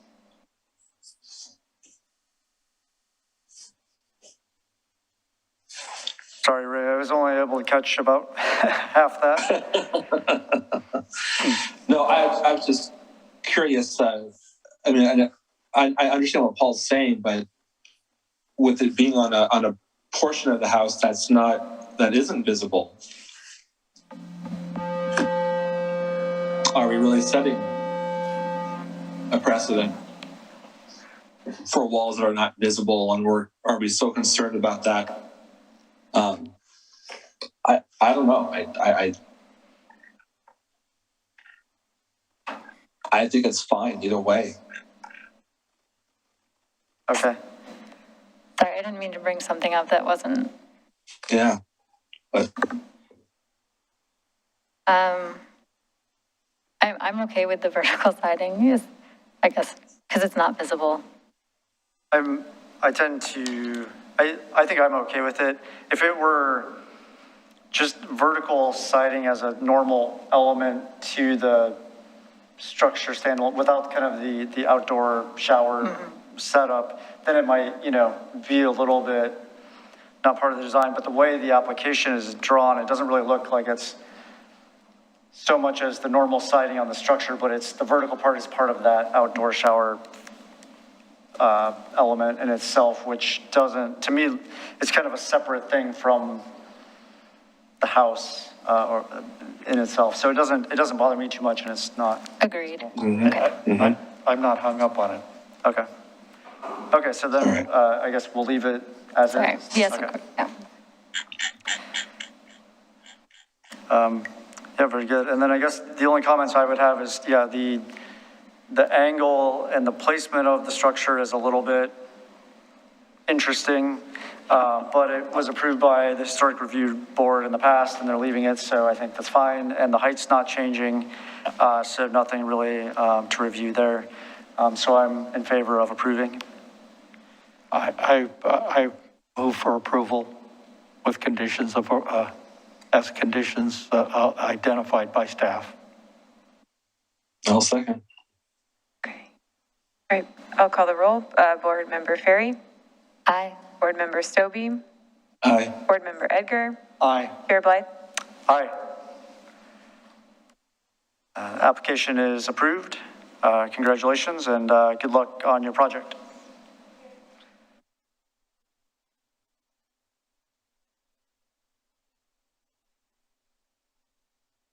All right. We will now open the record for the final public hearing for this evening, which is GLUA 2161, HR 2124, and HR 2125. Historic review for demolition and new construction at 724 Polk Street, site of the Clark S. Fuge Residence Historic Landmark Site. I will now ask each Historic Review Board member if they have had any ex parte contacts, conflicts of interest, bias, or any other statement to declare, and whether they've visited the site and have any information to note. Board Member Stobie. No conflicts, no ex parte contacts, and I have visited this site. All right, thank you. Board Member Edgar. No ex parte. I have no conflicts of interest. I have driven by the site. Board Member Ferry. I have no conflicts of interest, but I do have an ex parte contact. When I went to visit the site today, I spoke to Mr. Bell, who is standing in front of his garage I introduced myself because I didn't want him to think I was a weirdo.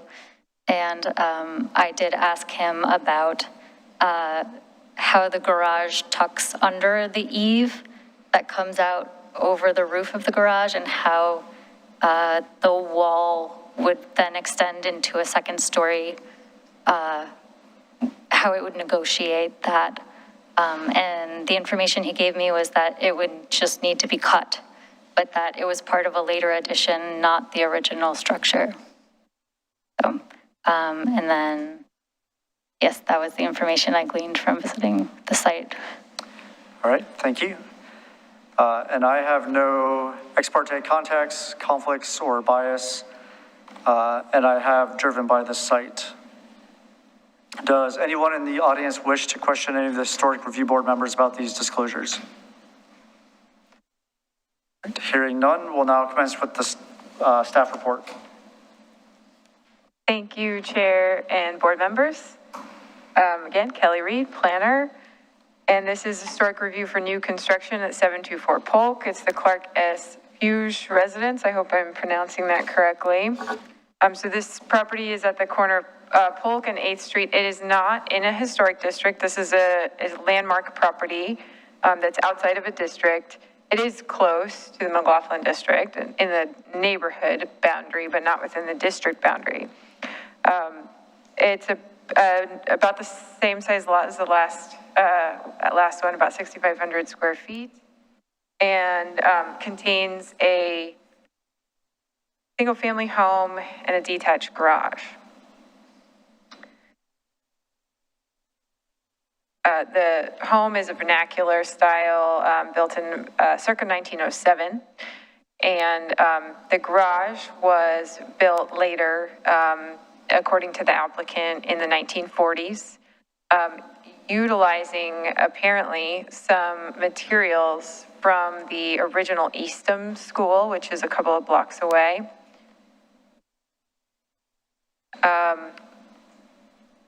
And so the proposal is to demolish the garage and replace, the garage is 20 feet by 20 feet, and then replace the structure with another garage with an ADU on the second story.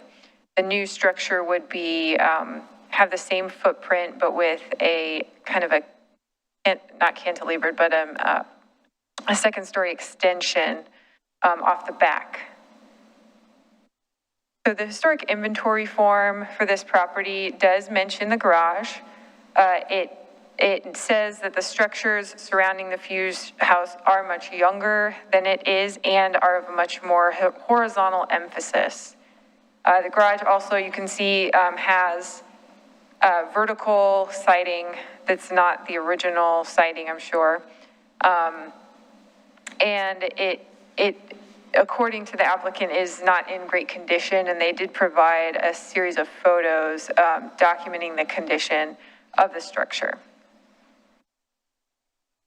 So the proposed new structure would have a garage door on the front, a small balcony with, it looks like, French doors on the second story. You can see that extension on the rear elevation. A small dormer on the side that faces the house.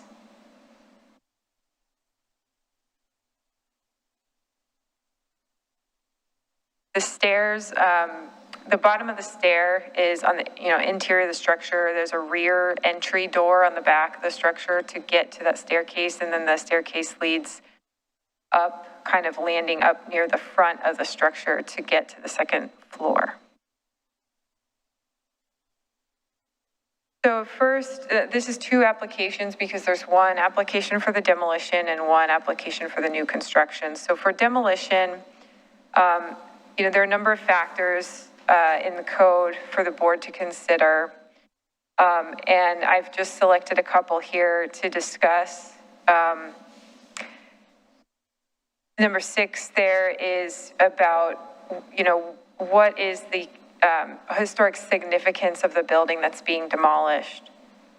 And then number 8 is about the applicant's situation and whether denial of demolition would create hardship for the applicant. So in this case, the applicant does discuss in their application that the structure is not in good condition, and so being required to keep it, maintain it would be a hardship. And then regarding the historic character of the building, it's built in the 1940s. It doesn't add a lot of significance to the Fuge residence, and its demolition wouldn't affect the integrity of the Fuge residence. And therefore, my recommendation is to approve the demolition with one condition, and that is because of the factor of some of the materials in the building being old wood from the old Eastham School. The applicant did propose to reuse those materials, but didn't say how. So the condition would be that they provide some documentation of how that wood would be reused either in the new structure or by giving it or selling it to someone else. With a caveat that if, in fact, there is no good quality usable wood found in the structure when it's deconstructed, that this condition would be voided. Regarding new construction, the criteria that we're looking at is, of course, the guidelines for new construction on landmark sites. And of course, the impact of this proposed construction on the Fuge residents. What is the effect of putting a taller building, next to this house? So I've marked up the site plan here. You can see where the existing garage is. The new structure would use the same footprint with that extension on the back. It is 6 feet away from the residence near the front. So the original form or the original volume of the historic home is the front. I think the back portion of that house is a later addition. The existing garage and the new structure appears to kind of touch or be connected to in some way that back corner of the house that is an addition. And I think that's what Sabrina was referring to in her disclosure of the contact with the owner and discussing how that would be kind of integrated. But it is 6 feet away in the front of the structure where the original volume of that house is located. In addition to that, the accessory structure is placed 18 feet farther back on the property than the front of the house. And that's from the front of the house, not the porch. So the porch is even, provides even more space there. Regarding the height, the new structure would be shorter than the existing residence, 17 feet tall to the midpoint of the roof, which is happens to be the maximum height at which they would be allowed to have the 3-foot setback on the side. So that that's why the house is proposed, or this building is proposed at the height that it is. And I think this image is, you also want to consider that we're kind of looking at a 2-dimensional image, that in reality you'd be, this new garage shown in the drawing is 18 feet farther back. So there's some depth there that's not apparent in this drawing. Regarding the design details, the balcony on the front is not an element that we would typically find probably on a vernacular. And so I think board direction on that element is needed. I've recommended a condition of approval. If the board thinks the balcony is appropriate, then I've recommended a condition of approval for the railing on that.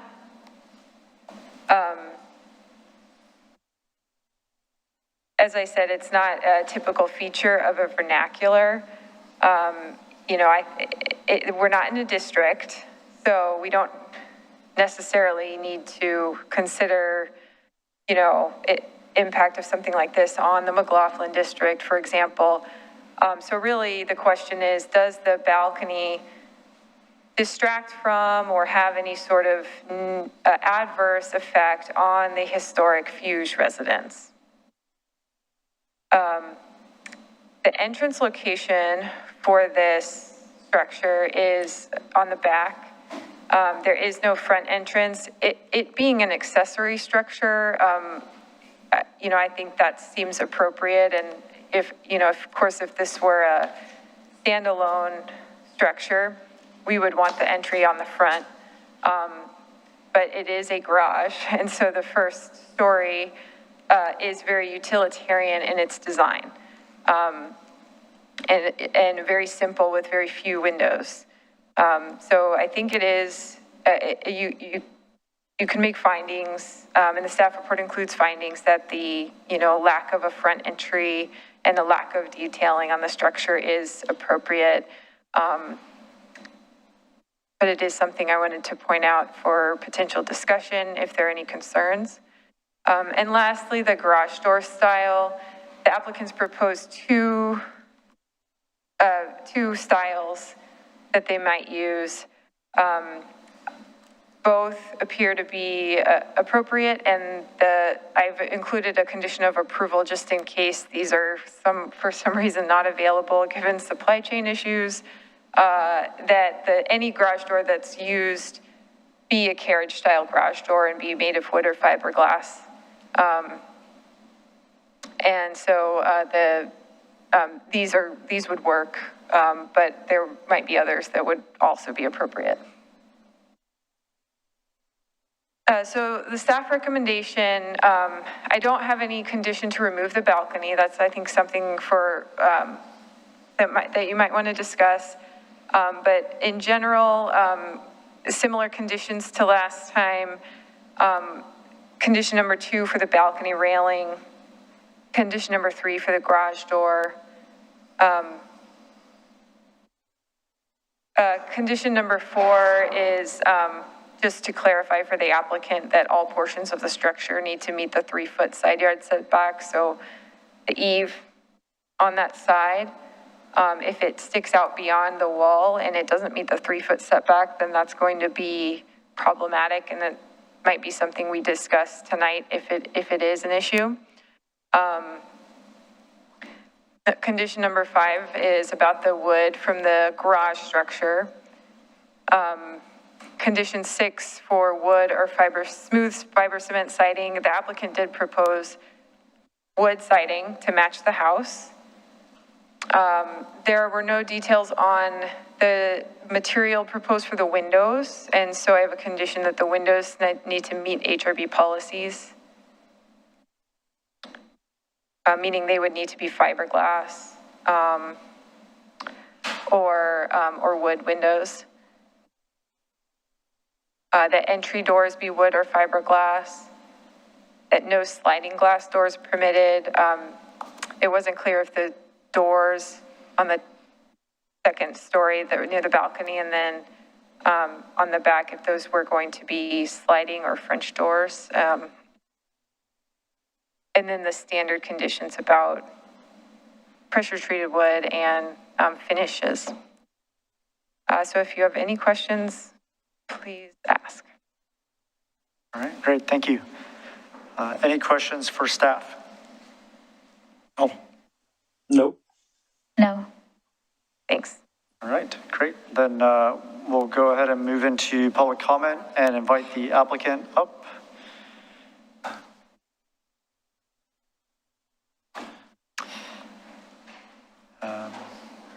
Probably go to this one over here with the microphone anyway, yeah. I know that one's on. I'm not sure if that one's on or not. This microphone isn't working properly. Yeah, that's the only mic, yeah. Great. If you could state your name and place of residence, and then you'll have up to 15 minutes to support your application. Brian Shaw here in Oregon City. Randy Bell, Oregon City. I'm the designer of the project, and Randy's the owner. So what you see before you is we'd like to demo a rather unsafe garage. Now, most of us, this wouldn't be a concern because we have a car, more or less storage stuff in that garage, but Randy here has a little gym in there, so it's got to be a little safer than normal, so than just a storage facility like most of us have. So that's probably the biggest thing for this. So, and then we did propose this as an ADU above it, but we're finding out that may be a little cost prohibitive, so it may just be office space or something like that. So, but we're still going to have the same thing as what you see there visually. So, yeah. Okay. I think that's it for us. And just to kind of qualify ourselves a little bit, I was one of the founding members of the HRB back in the early 80s. And Denise was a staff member then, so great. So I appreciate everything you guys are doing here. Don't let this influence your decision here tonight, but I do appreciate you guys being on here, and Kelly has done a great job in helping us get through this too. So. All right, very good. Any questions for the applicants? The location of the entry door, the recommendation was to try to put it further back. Did I understand that correctly, or from the rear? Of the man door that would be going up into the unit? If you can pull that up, Kelly, I'm not sure where we're at here.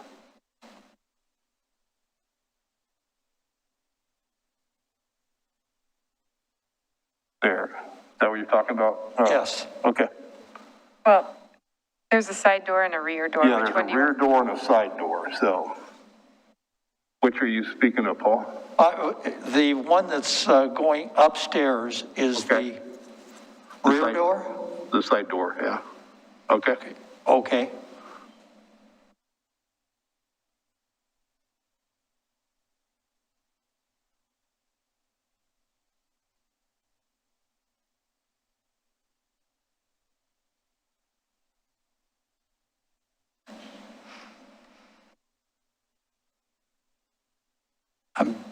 That's all for me right now. Okay. Board Member Ferry? I guess I don't know if you might have any more details. Mr. Bell said that the overhang that sort of reaches over the garage roof, the existing garage roof, would be cut. Do you know if it would just sort of be pressed up against the new wall, or would there be space? The railing on it? So you can, yeah, in this picture that Kelly has up, you can see that there is it's sort of covering an entryway, I'm guessing, that goes over. So it would just be cut flat, and then would it just abut the side of the new garage structure? Yeah, because we can't do any overhangs. Is that what you're speaking of? Yeah, just, I mean, I just noticed that the detail is. Yeah, it's not the best situation, but yes, that's what we have to do.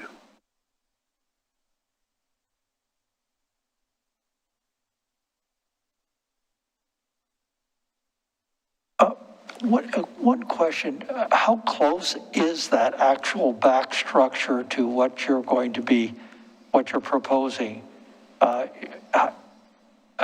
you touching, or how close are the two? To what? The back corner of the building, of the main building, not including the bedroom that's extended out. But how close are the two buildings together right back there? Because the way Kelly showed, it was 6 feet up front, but in the back corner, they were nearly right up close to each other. Yeah, it appeared to touch. It's going to be the same as what it is now. How And many they feet? basically do touch because it's in part of an enclosure to the backyard, so. There's a tall, kind of a fence there, isn't there, Randy? The corner of the garage and the corner of the addition on the back where that roof is, they do meet. And that was proposed when we did the addition 25 years ago. That was part of it. So that will still be part of the structure because we're going to be in the same footprint. Does that answer your question? It just, well, it just seemed like it was so close that it's almost like that they're one structure. And I just, and that would not be consistent with what we're trying to do, but and I look at the roof there, and if you go straight up, the roof of 724 is going to be, right now, the garage roof goes underneath that part of that roof when I'm looking down on it. And it just,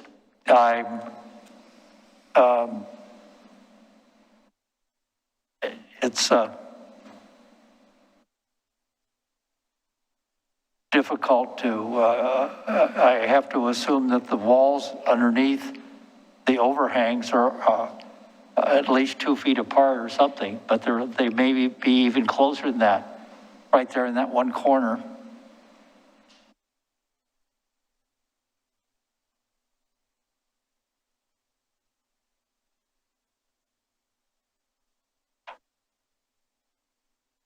If we go straight up, if you're going up and you're raising the walls there, I'm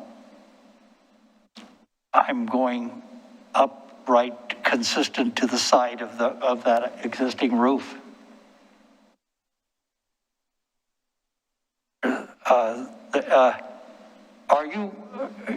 There's not going to be a new foundation or anything being poured or created, where you're using the existing foundation?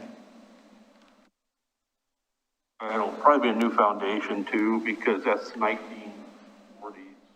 Also, we want to have all new foundation structure on top.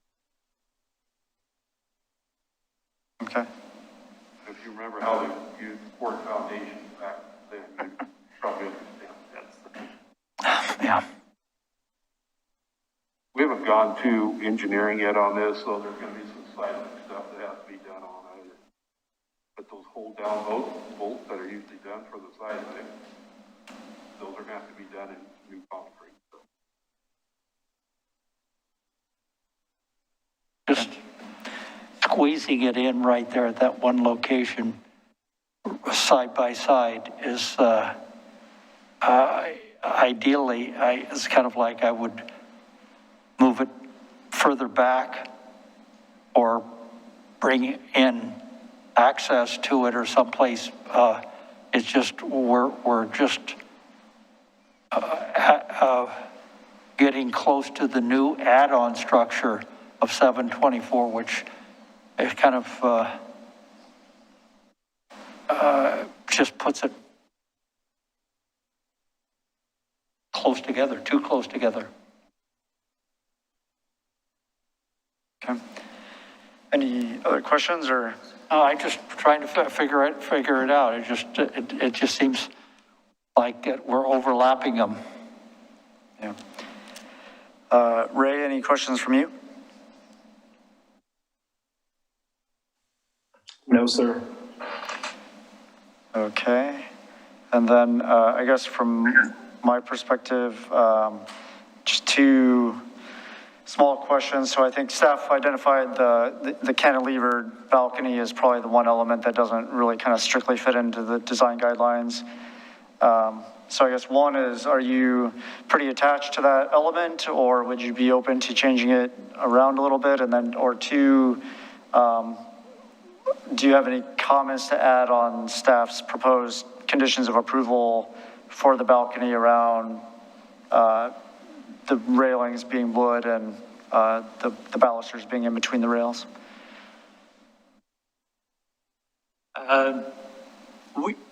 The design element, excuse me, of the balcony is important from the standpoint of just allowing light into that upstairs unit, because there aren't windows on the front, and also ventilation to be able to move air through there.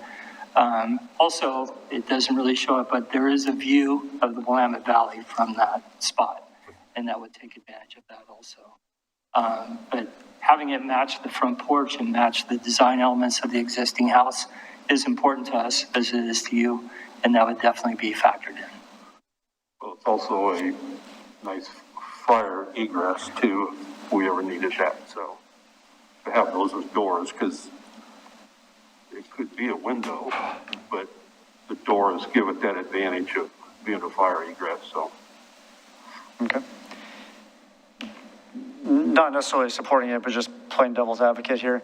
How would you feel about potentially, instead of having it actually a balcony you could step out onto, but just having the doors with a protective railing that doesn't cantilever out?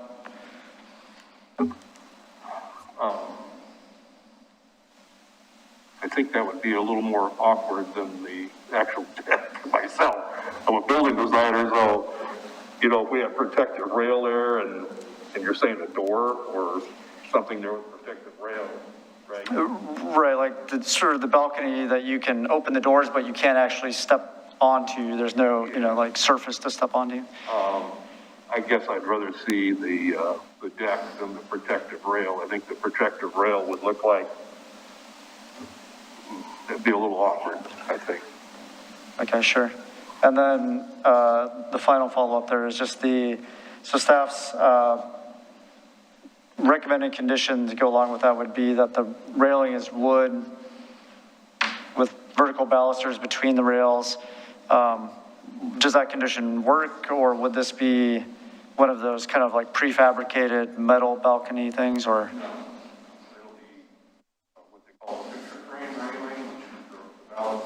Side and not mounted on the outside, so. Okay. Very good. All right, any other questions for the applicant? No. All right, well, thank you. Thank you. We'll move into the other public comments. The one card I have is, again, Wendy Marshall, representing McLoughlin Neighborhood Association.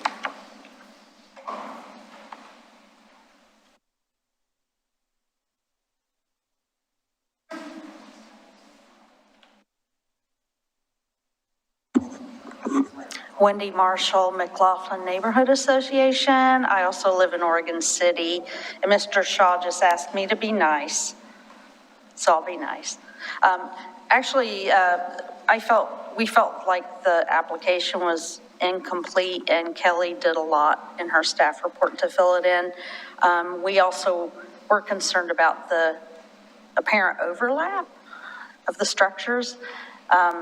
It's an existing condition, and it sounds like we're also unclear on how that works. So I think a lot of what I felt was missing was just enough detail to find out where it's going to be located, the scale, the proportion, the location, the relation with everything around it, the relation with the house that's next to it, and the height. There is some information on the height. It doesn't really show the difference. So it's just things like that. That's why we felt it was incomplete, but it sounds like we're moving forward with what we have. But yeah, I'd like to see some more detail on how this larger structure is fit within the footprint. It looks like maybe the footprint doesn't need to be where it is, or if the parts of the house need to be cut off, that seems like it should be addressed now. So it's just where that fits within the surroundings. And it looks like Denise pointed out some of the windows don't comply, but that's also addressed in a condition that they can be adjusted. So yeah, that was the big concern was how they're touching and how they fit. It does feel like it's squeezed in there. So I think, like I said, Kelly did address quite a bit of the items in her staff report. So that's all I have. Thank you. All right, thank you. Any other public comments that we don't have a request for?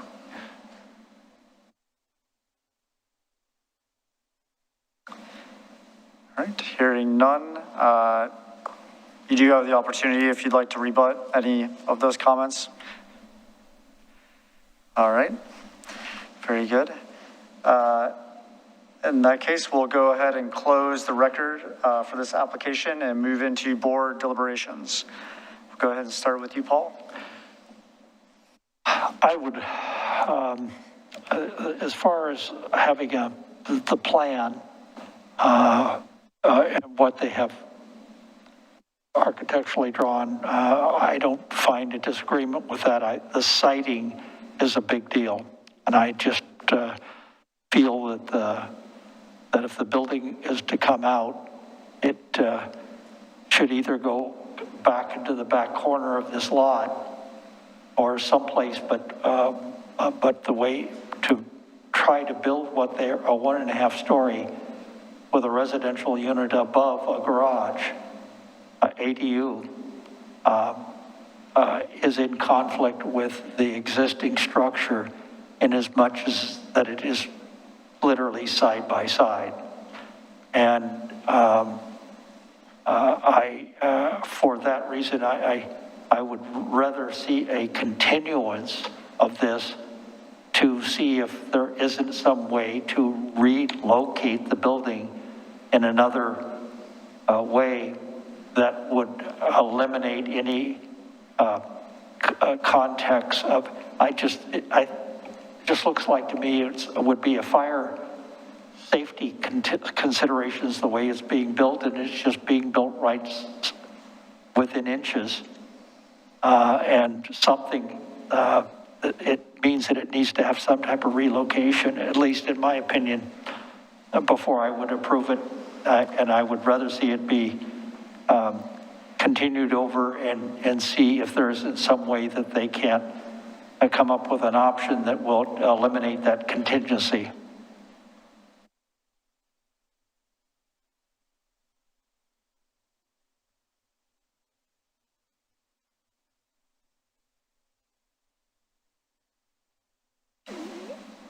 Kelly, could you go to, there was one slide that was also had an overhead view that showed the new, yeah.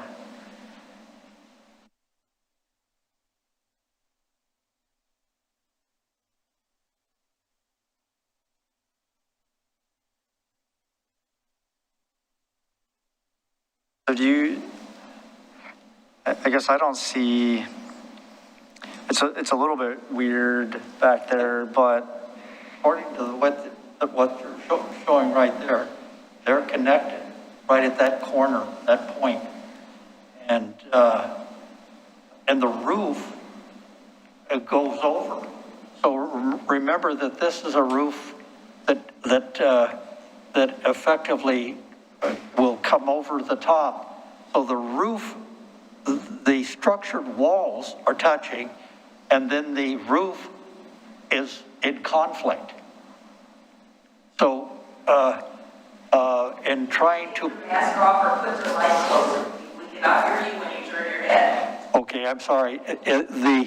But the roofs here, if I take the back area, which is the peak roof goes at an angle towards the new building, and that's going to cut into there.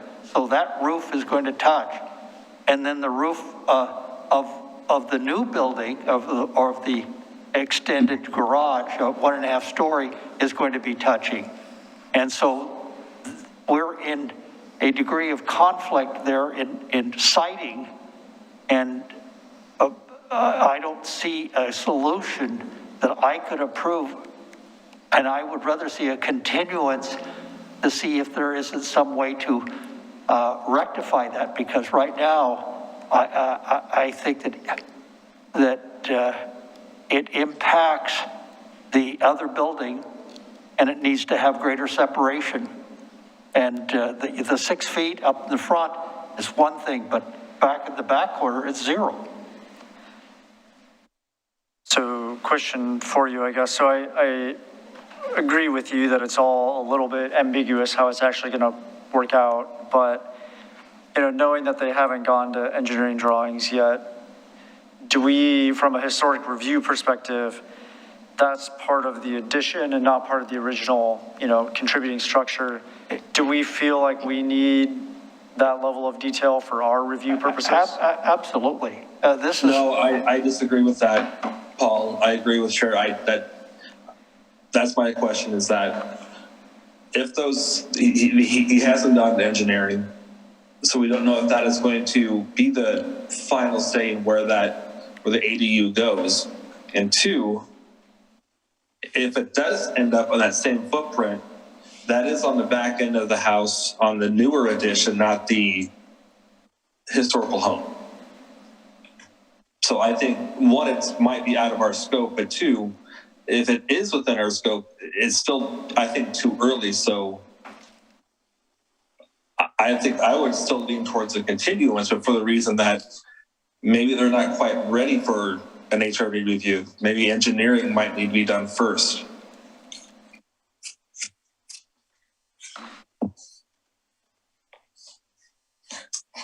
Okay, thanks, Ray. Board Member Ferry?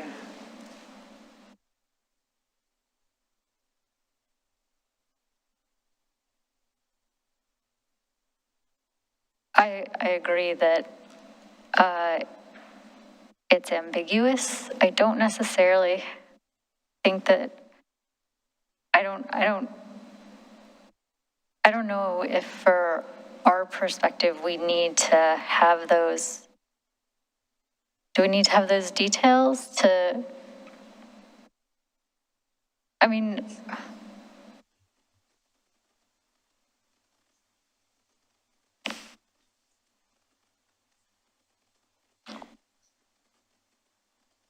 I think my concern was more the visual impact of how the roof connected with the garage, not necessarily how it worked. I assumed that that would be worked out to the best sort of advantage that it could be. As far as it touching the back corner,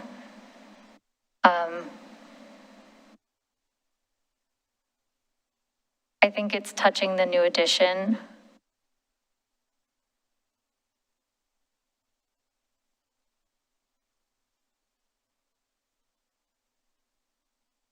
I think as far as the design of the carport, I would be okay with moving forward with just basically the conditions that Kelly laid out as far as the design of the structure. I'm not sure if the engineering of it falls under our area, our scope. You might have more information about that. Right, so I'm wondering if maybe we put some restrictions in the conditions of approval on whether there's modifications allowed to the roof line of the existing house on the addition area, or? Well, can we get clarification if that's within our scope? Can Kelly or Carrie or? I think it is. It is within our scope, the details? I mean, so it is, you consider the whole structure, right? The original volume of the house is usually seen as, more important to remain intact than is a later addition onto a historic home. But I don't know when this addition was made. I think that they might have mentioned it was 25 years ago. So it's not more than 50 years old. It probably doesn't have significance. So for that reason, I think that would be a good reason for you to say, you know, if it's modified slightly to accommodate this new structure, then that's acceptable, you know, because it's only 25 years old. But it is part of the historic structure. So it, you know, if it's important that it remain as it's built now, or, you know, if there's some sort of, you know, if there's a really funky design that has to happen back there to make it work, and that is distracting, you know, from the historic character of the house. I mean, that could be something that, you know, that's definitely under your purview. Yeah. Does that make sense? It does. It should be moved forward or moved back. But the way it is right now, citing it and not being able to see, I don't think we have enough information to be able to move forward, and that's would be the reason why a continuance, to see if they can't come up with a solution that would correct that visible conflict, and with a visible conflict like that, knowing that it's also a fire danger, so there is a safety considerations here. I just feel like it's premature on our part, and to move ahead, and it's not unreasonable for us to ask for some type of a review of that to see what options they can bring back. So what if, you know, concerns like, I don't know the exact fire code on them touching, but that's not, you know, under our review here. What if we were to say that, you know, something like add a condition that said slight adjustment to the eave and roof overhang is allowed to, you know, in the final drawings, but no structural changes to the, you know, to the main structure are allowed without coming back to the board or something like that? I just think we're a little bit early on it, and they don't have engineering drawings yet. So it's not like this is a big, this is more to make sure that, that this is almost like giving them instructions up front of saying that we see something that's in conflict, and now is the time for you to review it and come up with some idea of how to eliminate that. And I just think that's reasonable. And right now, McLoughlin Neighborhood Association feels the same way. And from what I heard, and you know, to me, it's just let's give them a chance to come back and see if we can't they can't spell that all out in detail. Paul, is in a nutshell, is your concern the fact that the buildings touch, that there's not a separation between the two?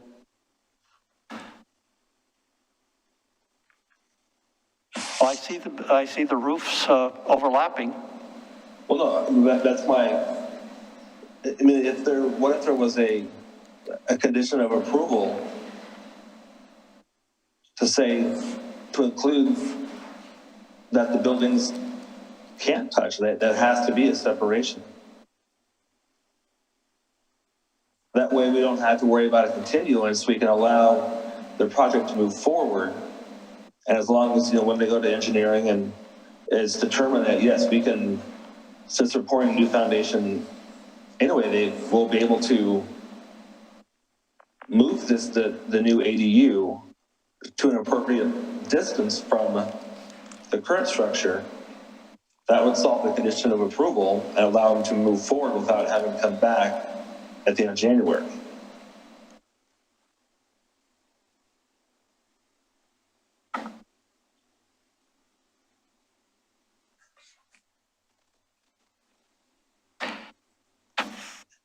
Would something like that work? Seems like it would work in my mind. It's just, I see them touching, and I know that it's more than just touching, and I just, because of the roofs, and I know that there is conflict, and I just, at this point, it's like we're moving, we should give them an opportunity to get this identified as how to relocate it. Something has to be done, because, and that's the way I see it. And for us to try to give a free form to say, okay, you figure it out, we'll approve it. I don't think that's appropriate on our part. Okay. Board Member Ferry, what's your opinion?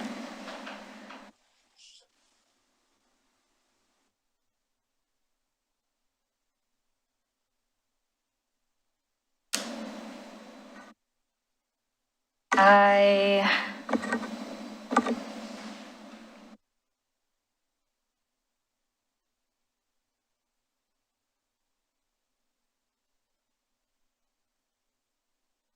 agree that it needs to be thought about.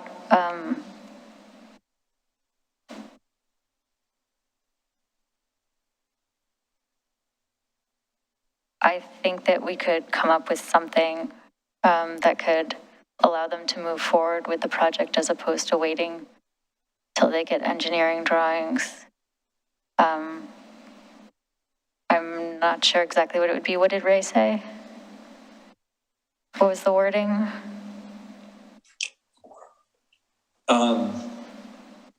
There's something to the effect that there is a separation, a distinct separation of the two buildings, between the two buildings. Would that be, okay. And that would leave them to figure that out? And would staff have approval of that, or at that point? That would be something I would review that when the building permits came in, to make sure that those structures were not connected.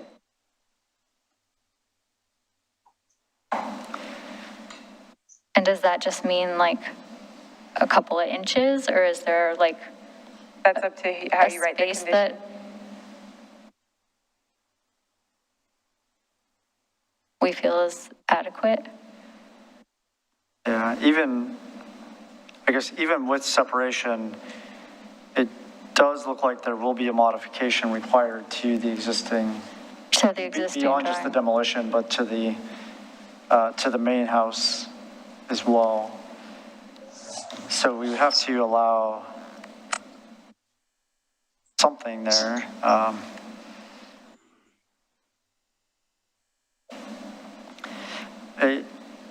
If we can come up with a way to approve it and let them move forward, I would like to, because I can't imagine a lot of scenarios that being, setback, part of the addition, I don't see a lot of cases where, this would lead us to deny the application, that the design wouldn't work once they figure it out. And I don't want to be overly burdensome and, heavy-handed, and make them come back to another, meeting in December unless we have to.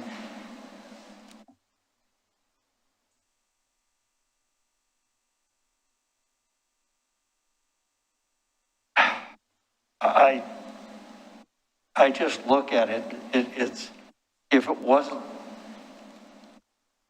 so obvious that something needs to be done, and knowing that the roof angle, and how the roofs are there, I just look at it and say, it's almost, now we're not approving a separate building, we're because they're touching, this is actually impacting the historic structure, even though it is an add-on on the back, but it's still part of the contiguous historic structure. And as a result of that, some type of relocation, resiting needs to occur, and that's kind of like should not be a major thing. It's just trying to figure out what to do. And if somebody can come up with it, and that's great. And then it's continued for 30 days or whatever it is. And in this time of the year, there's not a lot of construction going on. And so it's kind of like saying, we give a chance for good minds to come up with some good solutions and work with staff and the neighborhood association come up with some ideas where everybody's reasonably happy and we move ahead. So how about this? How about, what if we were to approve HR 2124, which is the demolition of the garage, and then we continued HR 2125 on the new structure, asking for detail on the modification to the existing home, and then how I would agree with that. Yes. I think that'll work. Ray, are you on board with that?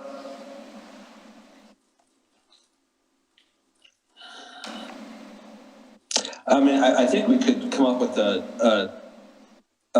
figure if we say, a distinct separation between the two of 6 inches or 12 inches. And if they can't meet that, they have to come back anyway. Is that not true? If they couldn't meet the condition of approval, they would come back to modify or to apply for a new one, right? Yeah, I agree with the separation, but I think Paul's convinced me that there is a modification to the historic structure that's not in the application, and we don't know what it is. I don't think it'll be significant, but it's not here, so I think we can ask for that to come back.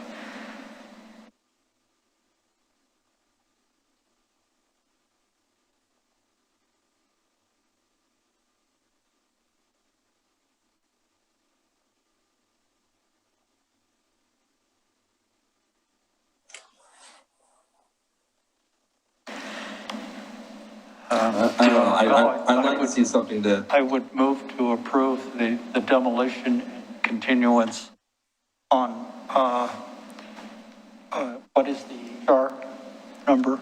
So the demolition is actually HR 2125, and the new construction is HR 2124. Yes.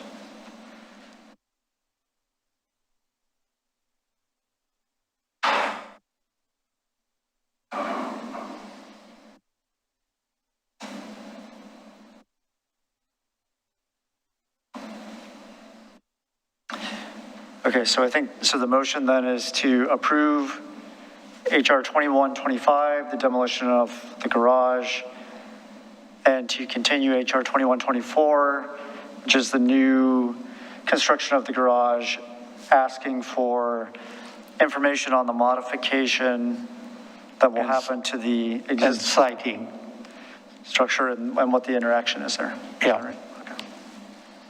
I second that. Board Member Stobie, Nay. Board Member Edgar, Yes. Board Member Ferry, Yes. Chair Blythe. Aye. And just to be clear, do we need to say we're continuing that to a date certain of? Yes, thank you. It would be January 25th. Okay.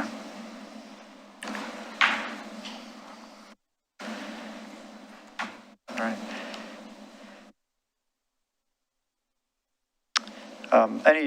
Any questions about what the information is that I think we're asking for? Okay. All right, very good, thank you. So that will conclude the public hearing portion of the agenda. We'll now move into other business, which we have 2 sets of minutes from March 2nd, 2021 and March 23rd, 2021 to approve. Are there any corrections from the board on these 2 sets of minutes? Yes. It was just something that I had said. And so it's on the first one about the Ely store. Am I saying that right? It says, Board Member Ferry would like to know more information about the condition of the wood windows. She thought it would be good if they could be replaced. I recall saying that it would be great if they could be repaired. So, Okay. that's all. Good catch.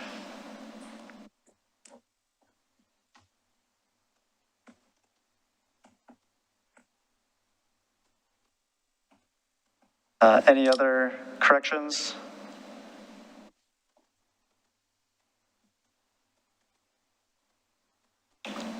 Okay, Move to approve. I'll second that. Corrected, as corrected. Board Member Stobie, Yes. Board Member Edgar, Yes. Board Member Ferry, Aye. Chair Blythe. Aye.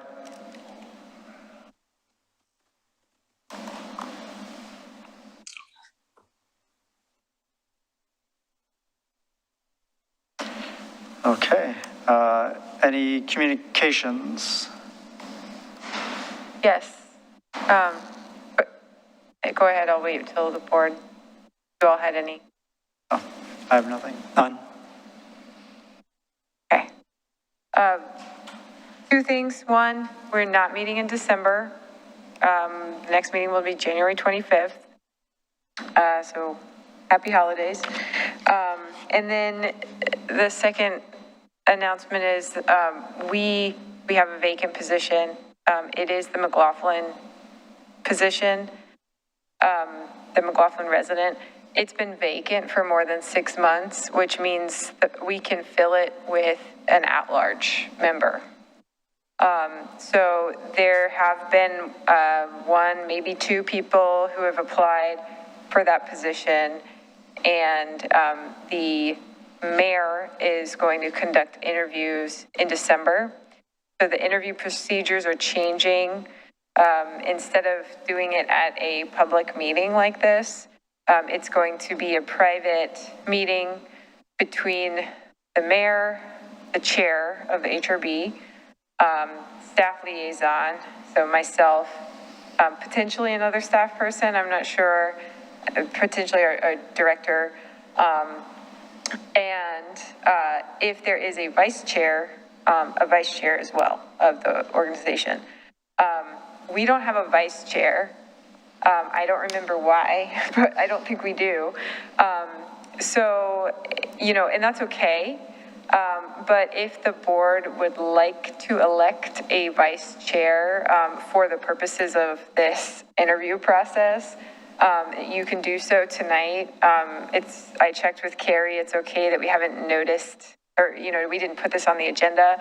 And this person would be a vice chair and until the first meeting in January, at which time we would be electing a new chair and vice chair with our contingent of 5 members. So I just wanted to put that out there to see if you all wanted to have 2 members of the HRB representing at those interviews. And if so, then we can hold a quick little election. When are those interviews going to be? Do you know yet? So I think they're tentatively scheduled for December 14th in the evening. And they will be over Zoom. Is that right, Lisa? Correct. They'll be virtual. Yeah. Okay. Do we want somebody else there? I would be willing to do it if the rest of somebody else doesn't want to do it. Are you interested, or you want to? I would be interested, but it would be nice to have 2 members there, no matter who they are. So if Paul would like to do it, I think he could be a good representative for our board. Ray, any thoughts? I'm not available that night, so I would support Paul or. Okay. All right. I think, do we need to take a vote or unanimous consent that Paul will be the vice chair then for that? Oh, okay. All right. Pretty good. I guess I do have one last thing. We have a new, an interim community development director. Aquila Hurd-Ravish is our interim. She formerly worked as the community development director at City of Tualatin. She's had quite a length of working there. And so we're really happy to have someone in the interim position. The permanent position has been posted, and so we'll be hiring, we'll be going through the hiring process for that, but it will likely take a while. So having somebody in the interim seat is great. And our planning manager, Teresa Montalvo, will be starting in 2 weeks, I believe, so December 13th. And you'll probably meet her in the new year. Planning manager is a new position with the city, and for the boards and committees like Planning Commission, HRB, CIC, that the planning department supports, it'll probably be Teresa, the planning manager, who will be in attendance more than the director. But we're really happy to have new folks in the department and kind of fill it back up. Great. Yeah. That's all. Yes. All right. Well, in that case, we will go ahead and adjourn at 9:55 p.m.